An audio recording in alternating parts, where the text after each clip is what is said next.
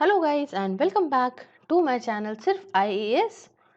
तो यहाँ पे Indian economy by Sanjeev Verma ji की सीरीज को कंटिन्यू करते हुए आज आपके सामने मैं चैप्टर नंबर 29 जिसका नाम है एक्सचेंज रेट डिटर्मिनेशन उसका पार्ट 1 प्रेजेंट करने जा रही हूँ। तो आइए शुरू करने से पहले चैनल को सब्सक्राइब कर लीजिए, बेल आइकन को प्रेस करिए ताकि आपको रेगुलर अपडेट्स मिलती रहे। चलिए शुरुआत करते हैं। सबसे पहले समझते हैं कि आखिरकार एक्सचेंज रेट क्या होता है। एक्सचेंज रेट मतलब एक्सचेंज करने का रेट, समझ रहे? एक ऐसा रेट जिसपे आपकी होम करेंसी को एक्सचेंज करा जाता है फॉरेन करेंसी के बदले। जैसे मानो ऐसे कहेंगे कि अगर मान लीजिए कि हम डॉलर से रुपये को कम कर रहे हैं तो $1 कितने रुपीस के बराबर होगा, या अगर हम ऐसे देखें तो होम करेंसी को जब हम फॉरेन करेंसी से एक्सचेंज कर रहे हैं तो कितने आखिरकार कितने रुपीस $1 के बराबर होंगे। समझे? इस बात को समझ रहे हैं ना? ये होता है एक्सचेंज रेट। या आप कह लो कि how much of home currency for a foreign currency, वही वाली बात है कि कितना आखिरकार रुपए लगेगा एक फॉरेन करेंसी को लेने में। या how much is a foreign currency worth और equivalent to a home currency, की मतलब कितने डॉलर मान लो कितने हमारे रुपए के बराबर है। किसी भी तरह से ले लो, बस एक्सचेंज रेट यही होता है कि होम करेंसी को जब हम कन्वर्ट करते हैं फॉरेन करेंसी में तो कितने रुपए में कन्वर्ट हो रही है, बस इतना होता है। ठीक, तो आखिरकार क्यों, why is currency exchange differently with the other, ऐसा क्यों होता है कि एक करेंसी की जो है कीमत अलग होती है कंपैरेटिवली टू दूसरी करेंसी। जैसे $1 की बात करें तो अगर हम देखें तो वो $1 के बराबर क्यों नहीं है, वो ऐसे 72 75 70 ऐसे क्यों होता है ना, अलग अलग पैसे की क्यों है, मतलब ये तो बदलाव होते रहते हैं, अलग की बात है, लेकिन बराबर क्यों नहीं होता। तो इस बारे में समझते हैं यहाँ पे। It is about the demand and supply of currency. भाई ऑब्वियस सी बात है, जैसे कि कमोडिटीज में है ना, जब हम गुड्स या कुछ ऐसे खरीदने जाते हैं तो उसकी डिमांड के हिसाब से उसके प्राइसेस बड़े होते हैं। कि अगर आप सेब खरीदने जाओगे, एप्पल, और एक तरफ आप डायमंड खरीदने जाओगे तो क्या दोनों एक बराबर है? नहीं ना भाई, दोनों क्या अलग अलग मामला है, अलग अलग रेट है। या जैसे आपने फलों में भी ले लो, कीवी लेने जा रहे हो या आप लेने जा रहे हो आपका कोई जैसे नॉर्मल ड्रैगन फ्रूट लेने जा रहे हो, या आप लेने जा रहे हो ऑरेंजेस लेने जा रहे हो, तो सबके रेट अलग अलग होते हैं ना। सबकी डिमांड, सबकी प्रोडक्शन, सबकी अलग अलग सप्लाई के हिसाब से चीजें होती है ना। तो यहाँ पे भी यही देखने को मिलता है कि भाई it is all about demand and supply of a currency arising out of relative differentials in the income level and share in the world worldwide वाली बात है कि उस कंट्री के अंदर लोगों का इनकम लेवल कैसा है, उस वो कंट्री का जो शेयर कितना है पूरे वर्ल्ड में, तो इस पे डिपेंड करती है उस पर्टिकुलर कंट्री की कीमत, उसका पर्टिकुलर कंट्री की होम करेंसी की कीमत। समझे? या फिर परचेजिंग पावर में डिफरेंसेस होते हैं, या डिफरेंसेस कुछ कॉस्ट ऑफ प्रोडक्शन में होते हैं। समझे? या ऐसा भी हो सकता है कि जो सेंट्रल बैंक होगा उस पर्टिकुलर होम कंट्री का, ठीक है, ये डिसाइड करेगा कि आखिरकार हमारी करेंसी की क्या वर्थ होगी जब इसे एक्सचेंज किया जाएगा फॉरेन करेंसी में। तो ऐसे बहुत सारे ऐसे फैक्टर्स बनते हैं जिससे यहाँ पे जो हर एक कंट्री की करेंसी जो है वो दूसरे से जब आप एक्सचेंज करोगे तो अलग अलग देखने को मिलेगी। आई होप ये पूरा कॉन्सेप्ट आपको बहुत अच्छे से समझ में आ गया। अब आप कहोगे अच्छा मैम ठीक है, समझ तो आ गया एक्सचेंज रेट वगैरह क्या है, कैसे हो रहा है, क्यों हो रहा है, लेकिन अब ये इम्पोर्टेंट कहाँ पे हो जाता है, क्या इम्पोर्टेंस है इसकी? देखिए इम्पोर्टेंस तो ये है कि जब हम लोग ओपन पॉलिसीज, जब कंट्री ओपन पॉलिसीज करती है, ट्रेड ले कर रही हैं, दूसरी कंट्रीज के साथ में चीज़ें कर रही हैं, तो इससे यहाँ पे जो फॉरेन करेंसीज का आवागमन है ना होम करेंसी के साथ में, ये मिलजुल जाता है मामला। और इसलिए यहाँ पे फॉरेन करेंसी का एक्सचेंज हो जाता है इम्पोर्टेंट, ये कन्वर्जन इम्पोर्टेंट हो जाता है ताकि इसको डोमेस्टिक इकोनॉमी में या किसी और तरीके से यूज करा जा सके, which is conversion of foreign currency for example in meeting import requirement और ओवरसीज इन्वेस्टमेंट। अब देखो ऐसे समझो कि मान लो आपने कहीं बाहर किसी देश से, मान लो तो आपने यूएसए से कोई सामान मंगवा रखा है, ठीक है। अब उन्होंने सीधा सीधा कह दिया कि देखो मैं जो पैसा लूंगा वो तो डॉलर में लूंगा, लेकिन आपके पास तो डॉलर है नहीं, आपके पास क्या है, रुपीस। तो भाई यहाँ पे अगर आपके पास रुपए है और उनके पास डॉलर है और उन्होंने कह दिया कि मैं तो डॉलर में ही पैसा लूंगा, तो आप क्या करोगे? आप अपने रुपीस को पहले चेंज कराओगे डॉलर में और तब दोगे पैसा, है ना। तो ऐसे टाइम पे जब जो भी कंट्री जैसे ओपन पॉलिसीज फॉलो कर रही हैं, तो इन कंट्रीज के लिए ये इंपॉर्टेंट हो जाता है एक्सचेंज रेट। क्यों? क्योंकि आप देखोगे ना कि अच्छा ठीक है, मेरा रुपए जो है वो 70 रुपए के हिसाब से बदल रहा है। ठीक, ठीक, ठीक। तो हमको ना इतने-इतने डॉलर का मैंने सामान मँगवाया है, भाई इतने-इतने रुपए मेरे एक्सचेंज कर दो। समझे? या आपको इन्वेस्टमेंट करना है कहीं बाहर, तो आप अपनी होम करेंसी को पहले उस करेंसी में कन्वर्ट कराओगे और तब इन्वेस्ट करोगे। हुँ? तो जब तक के लिए इकोनॉमीज़ क्लोज़ रहती हैं, तो हमने ओपन की बात करी कि हम पूरे वर्ल्ड से ट्रेड कर रहे हैं। पूरे वर्ल्ड में यहाँ पे जो है इन्वेस्टमेंट कर रहे हैं, सब ओपन पॉलिसीज़ फॉलो कर रहे हैं। लेकिन अब जैसे मान लो क्लोज़्ड इकोनॉमीज़ की बात कर लो, जब तक इकोनॉमीज़ क्लोज़ रहती हैं, तो यहाँ पे एक्सचेंज रेट का इतनी इम्पोर्टेंस नहीं रहती है। क्यों? क्योंकि ये है क्लोज्ड। पहली चीज़ तो ये समझ लीजिए, मतलब कि मैंने आपको पुराने कुछ चैप्टर्स में बताया था कि जो क्लोज्ड इकोनॉमीज़ होती हैं, वो इकोनॉमीज़ बाहर से कोई ट्रेड वगैरह नहीं करती, और जो इम्पोर्ट करती भी हैं, वो जो भी ज़रूरत की चीज़ें होती हैं, बहुत ज़्यादा नेसेसिटी होती है, वही नेसेसरी एसेंशियल इम्पोर्ट ही करती हैं। ठीक है? तो बस अब थोड़ा बहुत जो इम्पोर्ट कर रही है, उसी के लिए इनको एक्सचेंज रेट की ज़रूरत पड़ेगी, बाकी तो इनको कोई ज़रूरत पड़ेगी नहीं बाकी चीज़ों के लिए। इसलिए क्लोज्ड इकोनॉमी में जो है वो होम करेंसी ज़्यादा डोमिनेट करती है वहाँ पे, और इसलिए वहाँ पे एक्सचेंज रेट की ज़्यादा ज़रूरत नहीं पड़ती। I hope you are clear. Now come to the determination of exchange rate. ये बड़ा इंटरेस्टिंग है, यहाँ समझिएगा। देखिए, कुछ इकोनॉमीज ऐसी भी होती हैं जिसमें एक्सचेंज रेट की ज़रूरत नहीं पड़ती एक्सचेंज करने की, एक्सचेंज रेट की क्या, एक्सचेंज करने की फॉरेन करेंसीज में अपनी होम करेंसी को ज़रूरत नहीं पड़ती। तो आप कहेंगे अरे, अभी तो आप कह रही हैं ना ये क्लोज्ड इकोनॉमीज होती हैं। नहीं नहीं नहीं, यहाँ और समझिए, कुछ छोटी छोटी ऐसी इकोनॉमीज और हैं जिनको ज़रूरत नहीं पड़ती। क्यों? मालूम है? इसलिए नहीं कि इनका ट्रेड नहीं होता, बल्कि इसलिए क्योंकि जो फॉरेन करेंसी है वो इनके देश में वैसे ही चल रही है जैसे कि उनकी home currency. Even home currency से ज़्यादा ही फॉरेन करेंसी देखने को मिलेगी। तो एक तरह से पैरेलल चल रही है वो इनके देश की होम करेंसी से। समझे? तो अब आप कहेंगे अच्छा, ओके, तो ऐसी इकोनॉमीज़ को बोलेंगे क्या? ऐसी इकोनॉमी को बोलते हैं डॉलराइज्ड इकोनॉमी। क्या बोलते हैं? डॉलराइज्ड इकोनॉमी। ठीक है? अब ये इकोनॉमी जो है छोटी-छोटी होती हैं, डिपेंडेंट होती हैं यूनाइटेड स्टेट्स पे। डॉलराइज़ से समझ गए होंगे आप, और इसीलिए इनको बैकयार्ड ऑफ यूएस भी कहते हैं, बैकयार्ड ऑफ यूएस भी कहते हैं। अब आप कहेंगे थोड़ा-सा एग्ज़ाम्पल बता देती मैम तो मज़ा आ जाता, जैसे कि पनामा। पनामा देश है, एल साल्वाडोर, हुँ? उसके साथ इक्वाडोर, समझ रहे हो आप? एक्सेट्रा, ऐसे बहुत सारे हैं। तो ये कुछ मामला है। और बाकी इकोनॉमीज़ के लिए एक्सचेंज रेट बहुत जो है इम्पोर्टेंट है। जैसे कि एक्सचेंज रेट जो है उसका डिटर्मिनेशन जो है कैसे क्या होगा, कैसे कितना में कितना बदला जाएगा, ये या तो पेग्ड होता है या फिक्स्ड रेट्स होते हैं, या मार्केट डिटरमाइंड एक्सचेंज रेट होते हैं, डिपेंड करता रहता है। ठीक है? या मत एक होते हैं फिक्स एक्सचेंज रेट, या तो एक होते हैं मार्केट डिटरमाइंड एक्सचेंज रेट। तो जो पेग्ड या फिक्स्ड होते हैं, फिक्स वालों को पेग्ड भी कहते हैं, PEGGED। तो पेग्ड या फिक्स जो रेट एक्सचेंज रेट होते हैं, इन्हें डिटरमाइन किया जाता है as a direct intervention of the central bank. मतलब यहाँ पे जो उनके यहाँ का सेंट्रल बैंक होगा उस पर्टिकुलर कंट्री का, वो डिसाइड करेगा कि आखिरकार क्या एक्सचेंज रेट रहेगा। ठीक है? तो ये तो फिक्स वाले हो गए। आइए यहाँ पे कुछ चीज़ें और समझते हैं, कुछ सर्टेन वेरिएंट समझते हैं ऐसे इंटरवेंशंस में। देखिए, मार्केट डिटरमाइन हो गया, एक फिक्स हो गया। ठीक है? फिक्स वाले में क्या है, ये बात क्लियर कर लो कि भाई जो वहाँ का सेंट्रल बैंक होगा वो यहाँ पे डिसाइड करेगा कि क्या एक्सचेंज रेट होगा। ठीक है? तो जो वो इंटरफेयर करके डिसाइड करेगा, उसके कुछ अलग-अलग तरीके आपको बताना चाहती हूँ। जैसे कि पहला तरीका है करेंसी बॉन्ड्स। क्या है? Currency bonds. अब यहाँ समझिए, सेंट्रल बैंक कंट्री का जो फिक्स करता है होम करेंसी को टू द स्ट्रॉन्गर करेंसी।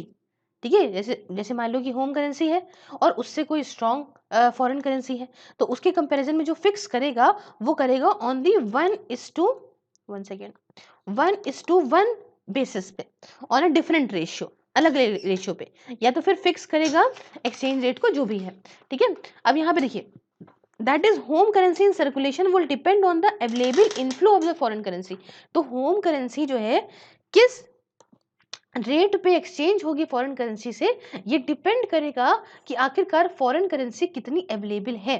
समझे? Home currency in circulation would depend on the available या फिर available inflow of foreign currency. इसे हम लोग करेंसी बोर्ड सिस्टम भी कहते हैं। क्या बोलते हैं? Currency board system. ठीक है? और ये उन इकोनॉमीज़ के लिए है जो जिनके यहाँ बहुत हाई इन्फ्लेशन हो रहा हो, ठीक है? अनकंट्रोलेबल इन्फ्लेशन है कि भैया कंट्रोल वहाँ की सरकार नहीं कर पा रही है। ऐसी इकोनॉमीज़ ऐसे जो है इसको फ़ॉलो करती हैं। ये माना जाता है कि अगर मान लीजिए आप एकदम स्ट्रिक्ट मॉनेटरी डिसिप्लिन लगा दो कि इतने से इतना ही एक्सचेंज हो पाएगा, इतने से यही हो पाएगा, तो मतलब जब बिल्कुल स्ट्रिक्ट पॉलिसीज़ वहाँ पे लागू करी जाएँगी तो इससे ये जो एकदम पैसे की आज़ादी है ना कि अरे बस ठीक है जितना आए उतना उड़ाओ, तो इस पे कंट्रोल होगा। इससे इनका इन्फ्लेशन आप जानते हैं इन्फ्लेशन क्या होता है? Rise in the prices of goods and services और वो कब होता है? जब मार्केट में बहुत पैसा आ जाता है। तो अगर एक फिक्स्ड मॉनेटरी पॉलिसी वहाँ पे अगर लागू करी गई, तो इससे इसको कंट्रोल करने में मदद मिल सकती है। कुछ ऐसी करेंसी बोर्ड सिस्टम के एग्ज़ाम्पल बताना चाहूँगी, जैसे कि अर्जेंटीना, हांगकांग एक्सेट्रा। समझे? और दूसरा जो सेंट्रल बैंक इसमें इंटरफेयर करता है इसी पेग्ड वाले में, उसे बोलते हैं क्रॉलिंग। क्रॉलिंग या पेग्ड एक्सचेंज रेट। अब इसमें क्या है देखो, ये फिक्स्ड एक्सचेंज रेट की तरह है तो ये फिक्स्ड एक्सचेंज रेट की तरह, but with the central bank of that country having the flexibility of letting the exchange rate to float in a small band with a ceiling and a floor। अब यहाँ पे समझो, यहाँ पे है तो फिक्स एक्सचेंज रेट की तरह, बट यहाँ पे सेंट्रल बैंक जो उस कंट्री का है उसके पास यहाँ पे फ्लेक्सिबिलिटी होती है कि ठीक है एक्सचेंज रेट थोड़ा बहुत ऊपर नीचे हो जाए, बहुत ही कम उसमें, मतलब ये नहीं बहुत हाई, बहुत ही कम जो है लेवल पे थोड़ा बहुत ऊपर नीचे हो सकता है, लेकिन इसमें सीलिंग वगैरह लगी है, ऐसा नहीं कि बिल्कुल ऊपर पहुंच जाए। हाँ होगा कि थोड़ा बहुत चलिए यहाँ तक का ऊपर हो सकता है, या मान लो 70 रुपए का है, एग्जाम्पल दे रही हूँ, चलो 72 तक हो सकता है, मतलब समझ रहे हो, थोड़ा बहुत, फिक्स नहीं, थोड़ा बहुत हो सकता है। कुछ एग्जाम्पल जैसे चाइना, रशिया वगैरह। क्लियर? अब उसके बाद ये तो मैंने सेंट्रल बैंक वाला बताया आपको, दूसरा मैंने आपको क्या बताया था? Market determined exchange rate. एक तो फिक्स हो गया था और एक था मार्केट डिटरमाइंड। तो फिक्स वाले में मैंने आपको दो तरीके बता दिए सेंट्रल बैंक कैसे कर लेता है, और यहाँ पे दूसरा मार्केट डिटरमाइंड एक्सचेंज रेट है। अब मार्केट डिटरमाइंड एक्सचेंज रेट में यहाँ पे पहला समझो उसके अंदर क्या आता है? आता है फुल फ्लोट। क्या चीज? FULL फुल और फ्लोट, ठीक है, तैर रहा है भाई। चलो भाई, तो एक्सचेंज रेट ऐसी इकोनॉमीज में ये मार्केट डिटरमाइन होता है। यहाँ पे पूरा मार्केट जो है डिमांड और सप्लाई जो मार्केट में है ना, उस बेसिस पे यहाँ पे फोकस डाला जाता है, और इसी बेसिस पे ही यहाँ पे फॉरेन करेंसी की क्या डिमांड है, क्या सप्लाई है होम करेंसी के कंपैरिजन में, तो ये सारा का सारा जो है तालमेल बैठा के और तब डिसाइड किया जाता है आखिरकार किस रेट पे फॉरेन करेंसी को एक्सचेंज किया जाएगा होम करेंसी में। इसमें कोई भी रोल सेंट्रल बैंक का नहीं है एक्सचेंज रेट को डिटरमाइन करने में कि भाई कितना एक्सचेंज रेट होगा। ठीक है, तो जैसे यूनाइटेड स्टेट्स हो गई, यूरोपियन यूनियन हो गई, ये सारी की सारी फुल फ्लोट मार्केट इकोनॉमीज हैं, मतलब फुल फ्लोट इकोनॉमीज हैं। ठीक है, यहाँ सब कुछ जो डिमांड है और सप्लाई है यही डिसाइड करेगी आपकी फॉरेन करेंसी की कंपेरेटिवली टू होम करेंसी की क्या आखिरकार एक्सचेंज रेट होगा। ठीक है, इतना समझ गए? Full float. ठीक, दूसरा वाला जो इसी मार्केट डिटरमाइन में है वो है मैनेज्ड एक्सचेंज रेट। अब मैनेज्ड एक्सचेंज रेट में क्या हो रहा है? देखिए ये तो अभी अभी मतलब जल्द ही आया है, कुछ इकोनॉमीज जैसे कि हमारा देश भारत, इंडिया लेकर आया है। मतलब इंडिया वगैरह में भी यही चीज है, जहाँ पे क्या होता है कि एक्सचेंज रेट मार्केट डिटरमाइन तो है, मतलब वही डिमांड और सप्लाई पे डिपेंड कर रहा है। ठीक है, लेकिन यहाँ पे कुछ इनडायरेक्ट इंटरवेंशन हमारे सेंट्रल बैंक का भी, RBI तो देखता है ना, खुला सांड नहीं छोड़ रखा है, ताकि एक्सचेंज रेट ऐसा हो जाए कि जैसा वो चाह रहे हैं उसके करीब आ जाए, लेकिन एक्चुअली डायरेक्टली उसमें इंटरफेयर नहीं करते हैं। ठीक है, डायरेक्टली नहीं करते, लेकिन कुछ तरीके से इनडायरेक्टली कोशिश करते हैं कि जैसा हम चाहते हैं उतना एक्सचेंज रेट हो जाए। ठीक है, इतना समझे ना? तो ये कुछ कहानी होती है। फिक्स एक्सचेंज रेट सिस्टम के अंदर डायरेक्टली इंटरफेयर उस तरह से नहीं करते, होता मार्केट डिटरमाइन है, लेकिन बैकडोर में अपनी कुछ ना कुछ चीजें करा करते हैं ताकि हो मार्केट डिटरमाइन, लेकिन ऐसा कुछ होता जाए, उसमें ऐसी फंक्शनिंग बनती जाए कि जैसा हम चाहते हैं उतना एक्सचेंज रेट हो जाए। हम्म इसे डर्टी फ्लोटिंग भी कहते हैं। क्या बोलते हैं इसको? Dirty floating. डर्टी पिक्चर थी ना विद्या बालन वाली, तो dirty floating which is interference of the central bank in free market to influence the exchange rate. ये क्या होता है डर्टी फ्लोटिंग? ये इंटरफेरेंस सेंट्रल बैंक का यहाँ पे फ्री मार्केट्स में, ताकि यहाँ पे एक्सचेंज रेट को इन्फ्लुएंस किया जा सके। हालांकि इंडिया के अंदर देखिए इसका जो इम्पैक्ट रहा था हमारी डोमेस्टिक इकोनॉमी में, तो इसलिए इसको managed market determined exchange rate यहाँ पे बोलने लग गए थे, डर्टी फ्लोटिंग वगैरह नहीं कह रहे थे। तो आप ये कह लो कि एक अच्छा तरीका था एक्सचेंज रेट को करने का। लेकिन अब इन सब में बात ये आती है कि कौन सा अच्छा होता है। अब आपके दिमाग में तो आया होगा ना कि भाई फिक्स्ड वाला ज़्यादा अच्छा होता है या मार्केट डिटरमाइंड वाला ज़्यादा अच्छा होता है? इन दोनों में ज़रा मैम हमको थोड़ा-सा बता देती तो अच्छा होता कि मैं कहीं जवाब दे पाता या दे पाती। तो देखिए ये काफ़ी मुश्किल है कहना, हुँ? क्योंकि हर एक इकोनॉमी जो होती है उसका अलग चैलेंजेस फेस कर रही होती है, सब में अलग-अलग चीज़ें होती है ना, अपनी-अपनी प्रायोरिटी सबकी अलग-अलग होती है।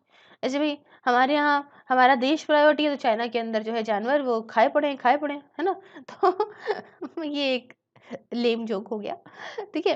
तो यहाँ पे आप ये कह लो कि सबकी अपनी इंटरनल प्रायोरिटी होती है एंड बहुत सारा डिपेंड करता है कि भाई किस तरह से जो प्रायोरिटीज़ हैं, किस तरह से जो चैलेंजेस हैं उस पर्टिकुलर देश के, वो उसकी डोमेस्टिक इकोनॉमी को किस तरह से अफ़ेक्ट कर रहे हैं, समझे? तो ये आप एकदम से नहीं कह सकते कि हाँ मैं एकदम से बता दूँ कि नहीं ये वाला एक्सचेंज रेट बढ़िया है, तो फिर सारा वर्ल्ड जो है वो पर्टिकुलर एक्सचेंज रेट नहीं फ़ॉलो करने लग जाएगा, समझे? तो ये एक बात आ जाती है। अब यहाँ पे समझिए कि जो इकोनॉमीज़ होती हैं, वो ओपन रहती है, ज़्यादातर कोशिश करती है कि ओपन इकोनॉमी रहे, ओपननेस ज़्यादा हो। तो इससे क्या हो कि भई कैपिटल और आए उनके देश में और जो कैपिटल जाए मतलब आउटफ्लो जो हो वो देर में हो, लॉन्ग रन में हो और जो कैपिटल इनफ्लो हो वो ज़्यादा अच्छा हो। तो इससे क्या होगा कि बढ़िया आगे की तरफ बढ़ेंगे और अगर इस तरह की इकोनॉमीज़ हैं जहाँ पे इनफ्लो हो रहा है, आउटफ्लो देर में हो रहा है, तो ये सब की सब जो है ऐसी economies market determined exchange rate की तरफ बढ़ती हैं। समझे? क्योंकि इससे क्या होता है ना कि इससे इनकी होम करेंसी की क्या आखिरकार मजबूती है, किस तरह से वो मजबूत हो रही है, अभी मैं आपको अच्छे से समझाती हूँ। ये सब दिखने लगता है फॉरेन करेंसी कंपैरिजन में और एक्सचेंज रेट में जो मूवमेंट होता है वो काफ़ी यूज़फुल हो सकता है पॉलिसी वगैरह को बनाने में, है ना? अब ऐसे समझो कैसे कि भई ये है एक पर्टिकुलर देश, ठीक है? अब इसमें क्या हो रहा है कि पैसा आता जा रहा है, आता जा रहा है, आता जा रहा है, आता जा रहा है, आता जा रहा है, आता जा रहा है, आता जा रहा है और जो है जो आउटफ्लो मतलब इनफ्लो तो कितना हो गया और आउटफ्लो जो है वो बड़े लॉन्ग रन में हो रहा है धीमे-धीमे। तो इसका मतलब क्या है कि ये जो इकोनॉमी है, ये इकोनॉमी बहुत गज़ब हो चुकी है। दैट्स गज़ब, है ना? गज़ब हो चुकी है और अब इसके पास ये मज़बूत हो गई है कि पैसे के टर्म में, हुँ? तो अब ये इकोनॉमी जो है तरीके की तरफ बढ़ेगी? ये बढ़ेगी मार्केट डिटरमाइंड एक्सचेंज रेट की तरफ। क्यों? क्योंकि यहाँ पे आप देख रहे हैं ना, फॉरेन करेंसी कंपैरिज़न में होम करेंसी क्या रहा है मामला? मतलब हमारी होम करेंसी अब स्ट्रॉन्ग है, ठीक है? तो स्ट्रॉन्ग है, तो ये मार्केट डिटरमाइंड उसकी तरफ बढ़ती है ताकि इसको पता चलता रहे, इसकी टेस्टिंग होती रहे कि कितनी स्ट्रॉन्ग होती जा रही है हमारी होम करेंसी। समझ रहे हो इस बात को? तो इसलिए यहाँ पे जो एक्सचेंज रेट में जो भी मूवमेंट होता रहेगा कि किस हिसाब से बढ़ी, किस हिसाब से घटी हमारी होम करेंसी, तो उससे एक बढ़िया पॉलिसी बनाई जा सकेगी पॉलिसी मेकर्स के द्वारा। समझे? तो ऐसा समझ लो कि ये थर्मामीटर है फॉरेन एक्सचेंज रेट का। जैसे थर्मामीटर में हम देखते हैं ना कितना टेम्परेचर है उस हिसाब से दवाई खाते हैं। तो उसी तरीके से ये भी है। क्लियर?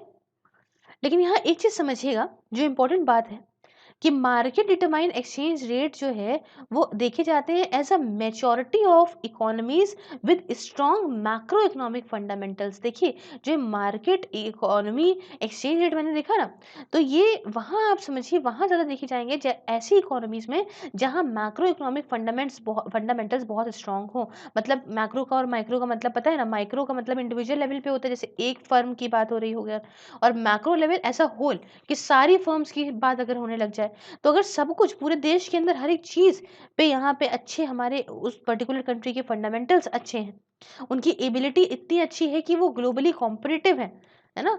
तो फिर यहाँ पे market determine exchange rate importance रखता है। कुछ बड़ी-बड़ी इकोनॉमीज़ जैसे कि यूएस हो गई, यूरोपियन यूनियन हो गई, यूके हो गई, जापान हो गई। इसमें आप जानते हैं अच्छा खासा इन्होंने कब्ज़ा करके रखा है ना पूरे वर्ल्ड के ट्रेड का। भई बहुत बड़ी-बड़ी कंट्रीज़ हो गई ना, तो आप कह सकते हो कि ये इनके पास जो है वो have hard currencies first in respect to the volumes of trade. इनके पास तो भई देखो पैसा ही पैसा है और इनका जो एक्सचेंज रेट है वो मार्केट डिटरमाइन है। और तीसरी बात कि भाई इतना ज़्यादा वाइडेस्ट ग्लोबल एक्सेप्टेबिलिटी है अलग-अलग तरह के ट्रांज़ैक्शन के लिए। एक बात समझो आप कि अगर आप कुछ भी लेते हो ग्लोबल मार्केट में आपको मालूम है, तो मोस्टली ये होता है कि यही स्ट्रॉन्ग करेंसीज़ ही में ही पेमेंट माँगते हैं वो लोग। या डॉलर में दीजिए, है ना? या ऐसे ही माँगते हैं कि भैया यूरो में दीजिए, क्योंकि इतनी ज़्यादा स्ट्रॉन्ग हो चुकी हैं ये करेंसीज़, इसलिए ये मार्केट डिटरमाइंड एक्सचेंज रेट को फ़ॉलो कर रही हैं। बहुत सिंपल सी है, तो ये हार्ड करेंसी के फॉर्म में है इनकी चीज़ें। क्लियर? अब सॉफ्ट करेंसी क्या हो गई? हार्ड तो बता दिया। सॉफ्ट करेंसी बता दें, तो सॉफ्ट करेंसी जो है वो इकोनॉमीज हो गई जिनका ग्लोबल ट्रेड लिमिटेड है, मतलब कुछ मात्रा में, कुछ लिमिटेड मात्रा में ये ग्लोबली ट्रेड कर रही हैं, और कुछ रिस्ट्रिक्शंस भी हैं उनके एक्सचेंज रेट की डिटरमाइन करने को, डिटर्मिनेशन में। इनके पास एक्सेप्टेबिलिटी भी इतनी नहीं है पूरे वर्ल्ड के अंदर, ठीक है, अलग अलग तरह के ट्रांजेक्शन के लिए, कि भैया अगर आप चाहें कि किसी पर्टिकुलर करेंसी के अंदर, मान लो रिंगिट की बात कर लेते हैं, है ना, उसमें अगर आप सोचें कि हम इंटरनेशनली सब कुछ पे कर दें, या रुपीस की बात भी कर लेते हैं, तो अपने यहाँ की भी बात कर लेते हैं, क्या मतलब हर जगह भी चाहे हम रुपीस में पैसे दे दें तो हम नहीं दे सकते, है ना। तो ऐसा कुछ आप समझ के चलो कि ग्लोबल एक्सेप्टेबिलिटी जो है उतनी नहीं होती है अपने ट्रांजेक्शन के लिए। जैसे इंडियन रुपी, ठीक है, इंडियन रुपी कह सकते हो, कुछ एक्सटेंट तक चाइनीज युआन को भी कह सकते हो कि ये अभी सॉफ्ट करेंसीज हैं, ठीक है। तो अब आपके सवाल में, मतलब दिमाग में सवाल आया होगा कि आखिरकार कि एक्सचेंज रेट ओपन इकोनॉमीज के लिए क्यों इंपॉर्टेंस रखता है। ऊपर तो हमने बताया था कि इंपॉर्टेंस रखता है ओपन इकोनॉमीज के लिए, लेकिन क्यों रखता है ये तो नहीं बताया था। तो रखता क्यों है ये अभी आपको बताने जा रही हूँ। देखिए, एक्सचेंज रेट में काफ़ी हाई सेंसिटिविटी होती है इनफ्लोज और आउटफ्लोज को इन्फ्लुएंस करने के लिए, एक्सपोर्ट और इम्पोर्ट को इन्फ्लुएंस करने के लिए, है ना। और मतलब इकोनॉमी के अंदर कितना इनफ्लो आ रहा है, आउटफ्लो हो रहा है, या क्या कहते हैं आपका एक्सपोर्ट और आपका इंपोर्ट, ये बहुत ज़्यादा जो है, ये एक्सचेंज रेट ना बड़ी तेज इसको अफेक्ट करता है, बहुत सेंसिटिविटी इन सबसे रिलेशन में होती है, समझे। बहुत ज़्यादा, अगर मान लीजिए कि अभी ये भी समझ लो कि beside too much of volatility can be fundamentally destabilizing and have the potential to create crisis in the economies as witnessed in the past, especially south east Asian economies. अब यहाँ पे समझो कि अगर मान लो ये एक्सचेंज रेट में बहुत तेज ऊपर और नीचे गिरावट या ऊपर नीचे होता रहता है, तो ये समझ लीजिए कि कुछ इकोनॉमीज दूसरी जो डिपेंड कर रही हैं या बाहर की, या सारी इकोनॉमीज ऐसे कह लो, मोस्टली सब डिपेंडेंट होती हैं ओपन इकोनॉमी में, तो सब डिस्टेबलाइज हो जाएंगी, और इससे क्राइसिस भी आ जाएगी इकोनॉमीज के अंदर। और पहले पास में सब देखा भी गया है, स्पेशली हमारी जो साउथ ईस्ट एशियन इकोनॉमीज हैं खासकर, है ना। तो ये सारा कुछ, तो इसलिए यहाँ पे जो एक्सचेंज रेट्स हैं वो इतनी इंपॉर्टेंस रखते हैं, क्योंकि अगर एक्सचेंज रेट हल्के ऊपर नीचे फटाफट फटाफट फटाफट होने लग गए ना, तो हिला के रख देंगे पूरे इकोनॉमीज को, खासकर साउथ ईस्ट एशियन इकोनॉमीज को। समझे, इतना समझ में आया आपको, इसलिए इंपॉर्टेंस इतनी होती है एक्सचेंज रेट्स की। तो ये तो हमने डिटरमाइन करना समझ लिया, फिक्स्ड मार्केट दोनों को बहुत अच्छे से समझ लिया। अब यहाँ पे जो आता है वो आता है एक्सचेंज रेट एंड कन्वर्टेबिलिटी। ये क्या है समझते हैं। देखिए, मार्केट डिटरमाइन एक्सचेंज रेट और कन्वर्टेबिलिटी, है ना, ये आप कह लो कि ये एक इंटरचेंजेबल तरीके से गलत देखे जाते हैं, कि भैया मार्केट डिटरमाइन एक्सचेंज रेट और कन्वर्टेबिलिटी, हम लोग अक्सर ना क्या कहते हैं, ये सब सेम चीज़ है, कहते नहीं है कि भाई अच्छा, अरे ठीक है, मार्केट डिटरमाइन जो एक्सचेंज रेट हो रहा है, कि मतलब $1 के मतलब समझ लो इस समय कीमत मान लो चल रही है मार्केट के बेसिस पे भाई ₹70, या आप कह लो कि अरे कन्वर्टेबिलिटी ही यही ₹70 है। एक चीज़ हम लोग समझ लेते हैं, बट ये गलत है, ये गलत है ना? ये इंटरचेंजेबल नहीं है। मतलब अगर आप ये समझो कि यही मार्केट डिटरमाइन एक्सचेंज रेट और कन्वर्टिबिलिटी सेम है, तो वो नहीं है। तो पहली बात तो ये, और दूसरी बात कि अगेन रॉन्गली सीन, मतलब दो again wrongly seen as logical extension of each other. अगर आप ये कहें कि मार्केट डिटरमाइन एक्सचेंज रेट और कन्वर्टेबिलिटी बस सेम ही चीज़ है, उसी को ही वही चीज़ आगे बढ़ाई गई है, सेम ही चीज़ है ना? तो ये भी गलत है। आपको समझाना पड़ेगा ये कि आखिरकार एक्सचेंज रेट डिटर्मिनेशन और कन्वर्टिबिलिटी, ये दोनों ही, ये जो आप देख रहे हैं ना स्क्रीन के ऊपर, ये दोनों ही अलग अलग दो सेपरेट है चीज़ें हैं, सेपरेट इश्यूज हैं, और ये एक दूसरे पे डिपेंड नहीं करते। आज मैं आपको बताने वाली हूँ, समझे, कोई लॉजिकल एक्सटेंशन नहीं है एक दूसरे का ये, समझ रहे हो आप ना। अगर आप कह लो कि सब कुछ जो है एक है, तो एक नहीं, सबका अलग है। यहाँ पे समझो, आपको और चीज़ें बताना चाहती हूँ, और इसके जो है आप कह सकते हो कॉम्बिनेशंस भी पॉसिबल हैं, जैसे कि full float and full convertibility. ये देखो, अब कन्वर्टिबिलिटी का नाम ही मैंने लिया, और फुल फ्लोट मैंने आपको बताया कि मार्केट डिटरमाइन एक्सचेंज रेट में होता है, और कहाँ पे किन कंट्रीज में होता है, यूएस जैसी कंट्रीज में होता है। तो ये इसका कॉम्बिनेशन पॉसिबल है, सेम चीज़ होती तो कॉम्बिनेशन कैसे होता, ठीक है। तो full float and full convertibility ये यूएस के अंदर देखी जाती, उसके बाद pegged exchange rate and full convertibility ये थाईलैंड के अंदर देखी जाती। फिर pegged exchange rate and no convertibility ये चाइना में देखी जाती है। फिर currency boards and full convertibility, ये अर्जेंटीना के अंदर आपको देखने को मिलेगी। उसके बाद managed exchange rate and no convertibility और नो CAC, जैसे कि हमारा इंडिया के अंदर देखी जाती है। और managed exchange rate and complete convertibility, ये कहाँ पे, ब्राजील में देखी जाती है। तो ये सब अलग दोनों चीजें हैं, एक्सचेंज रेट और कन्वर्टेबिलिटी, प्लीज इसे एक मत समझिएगा।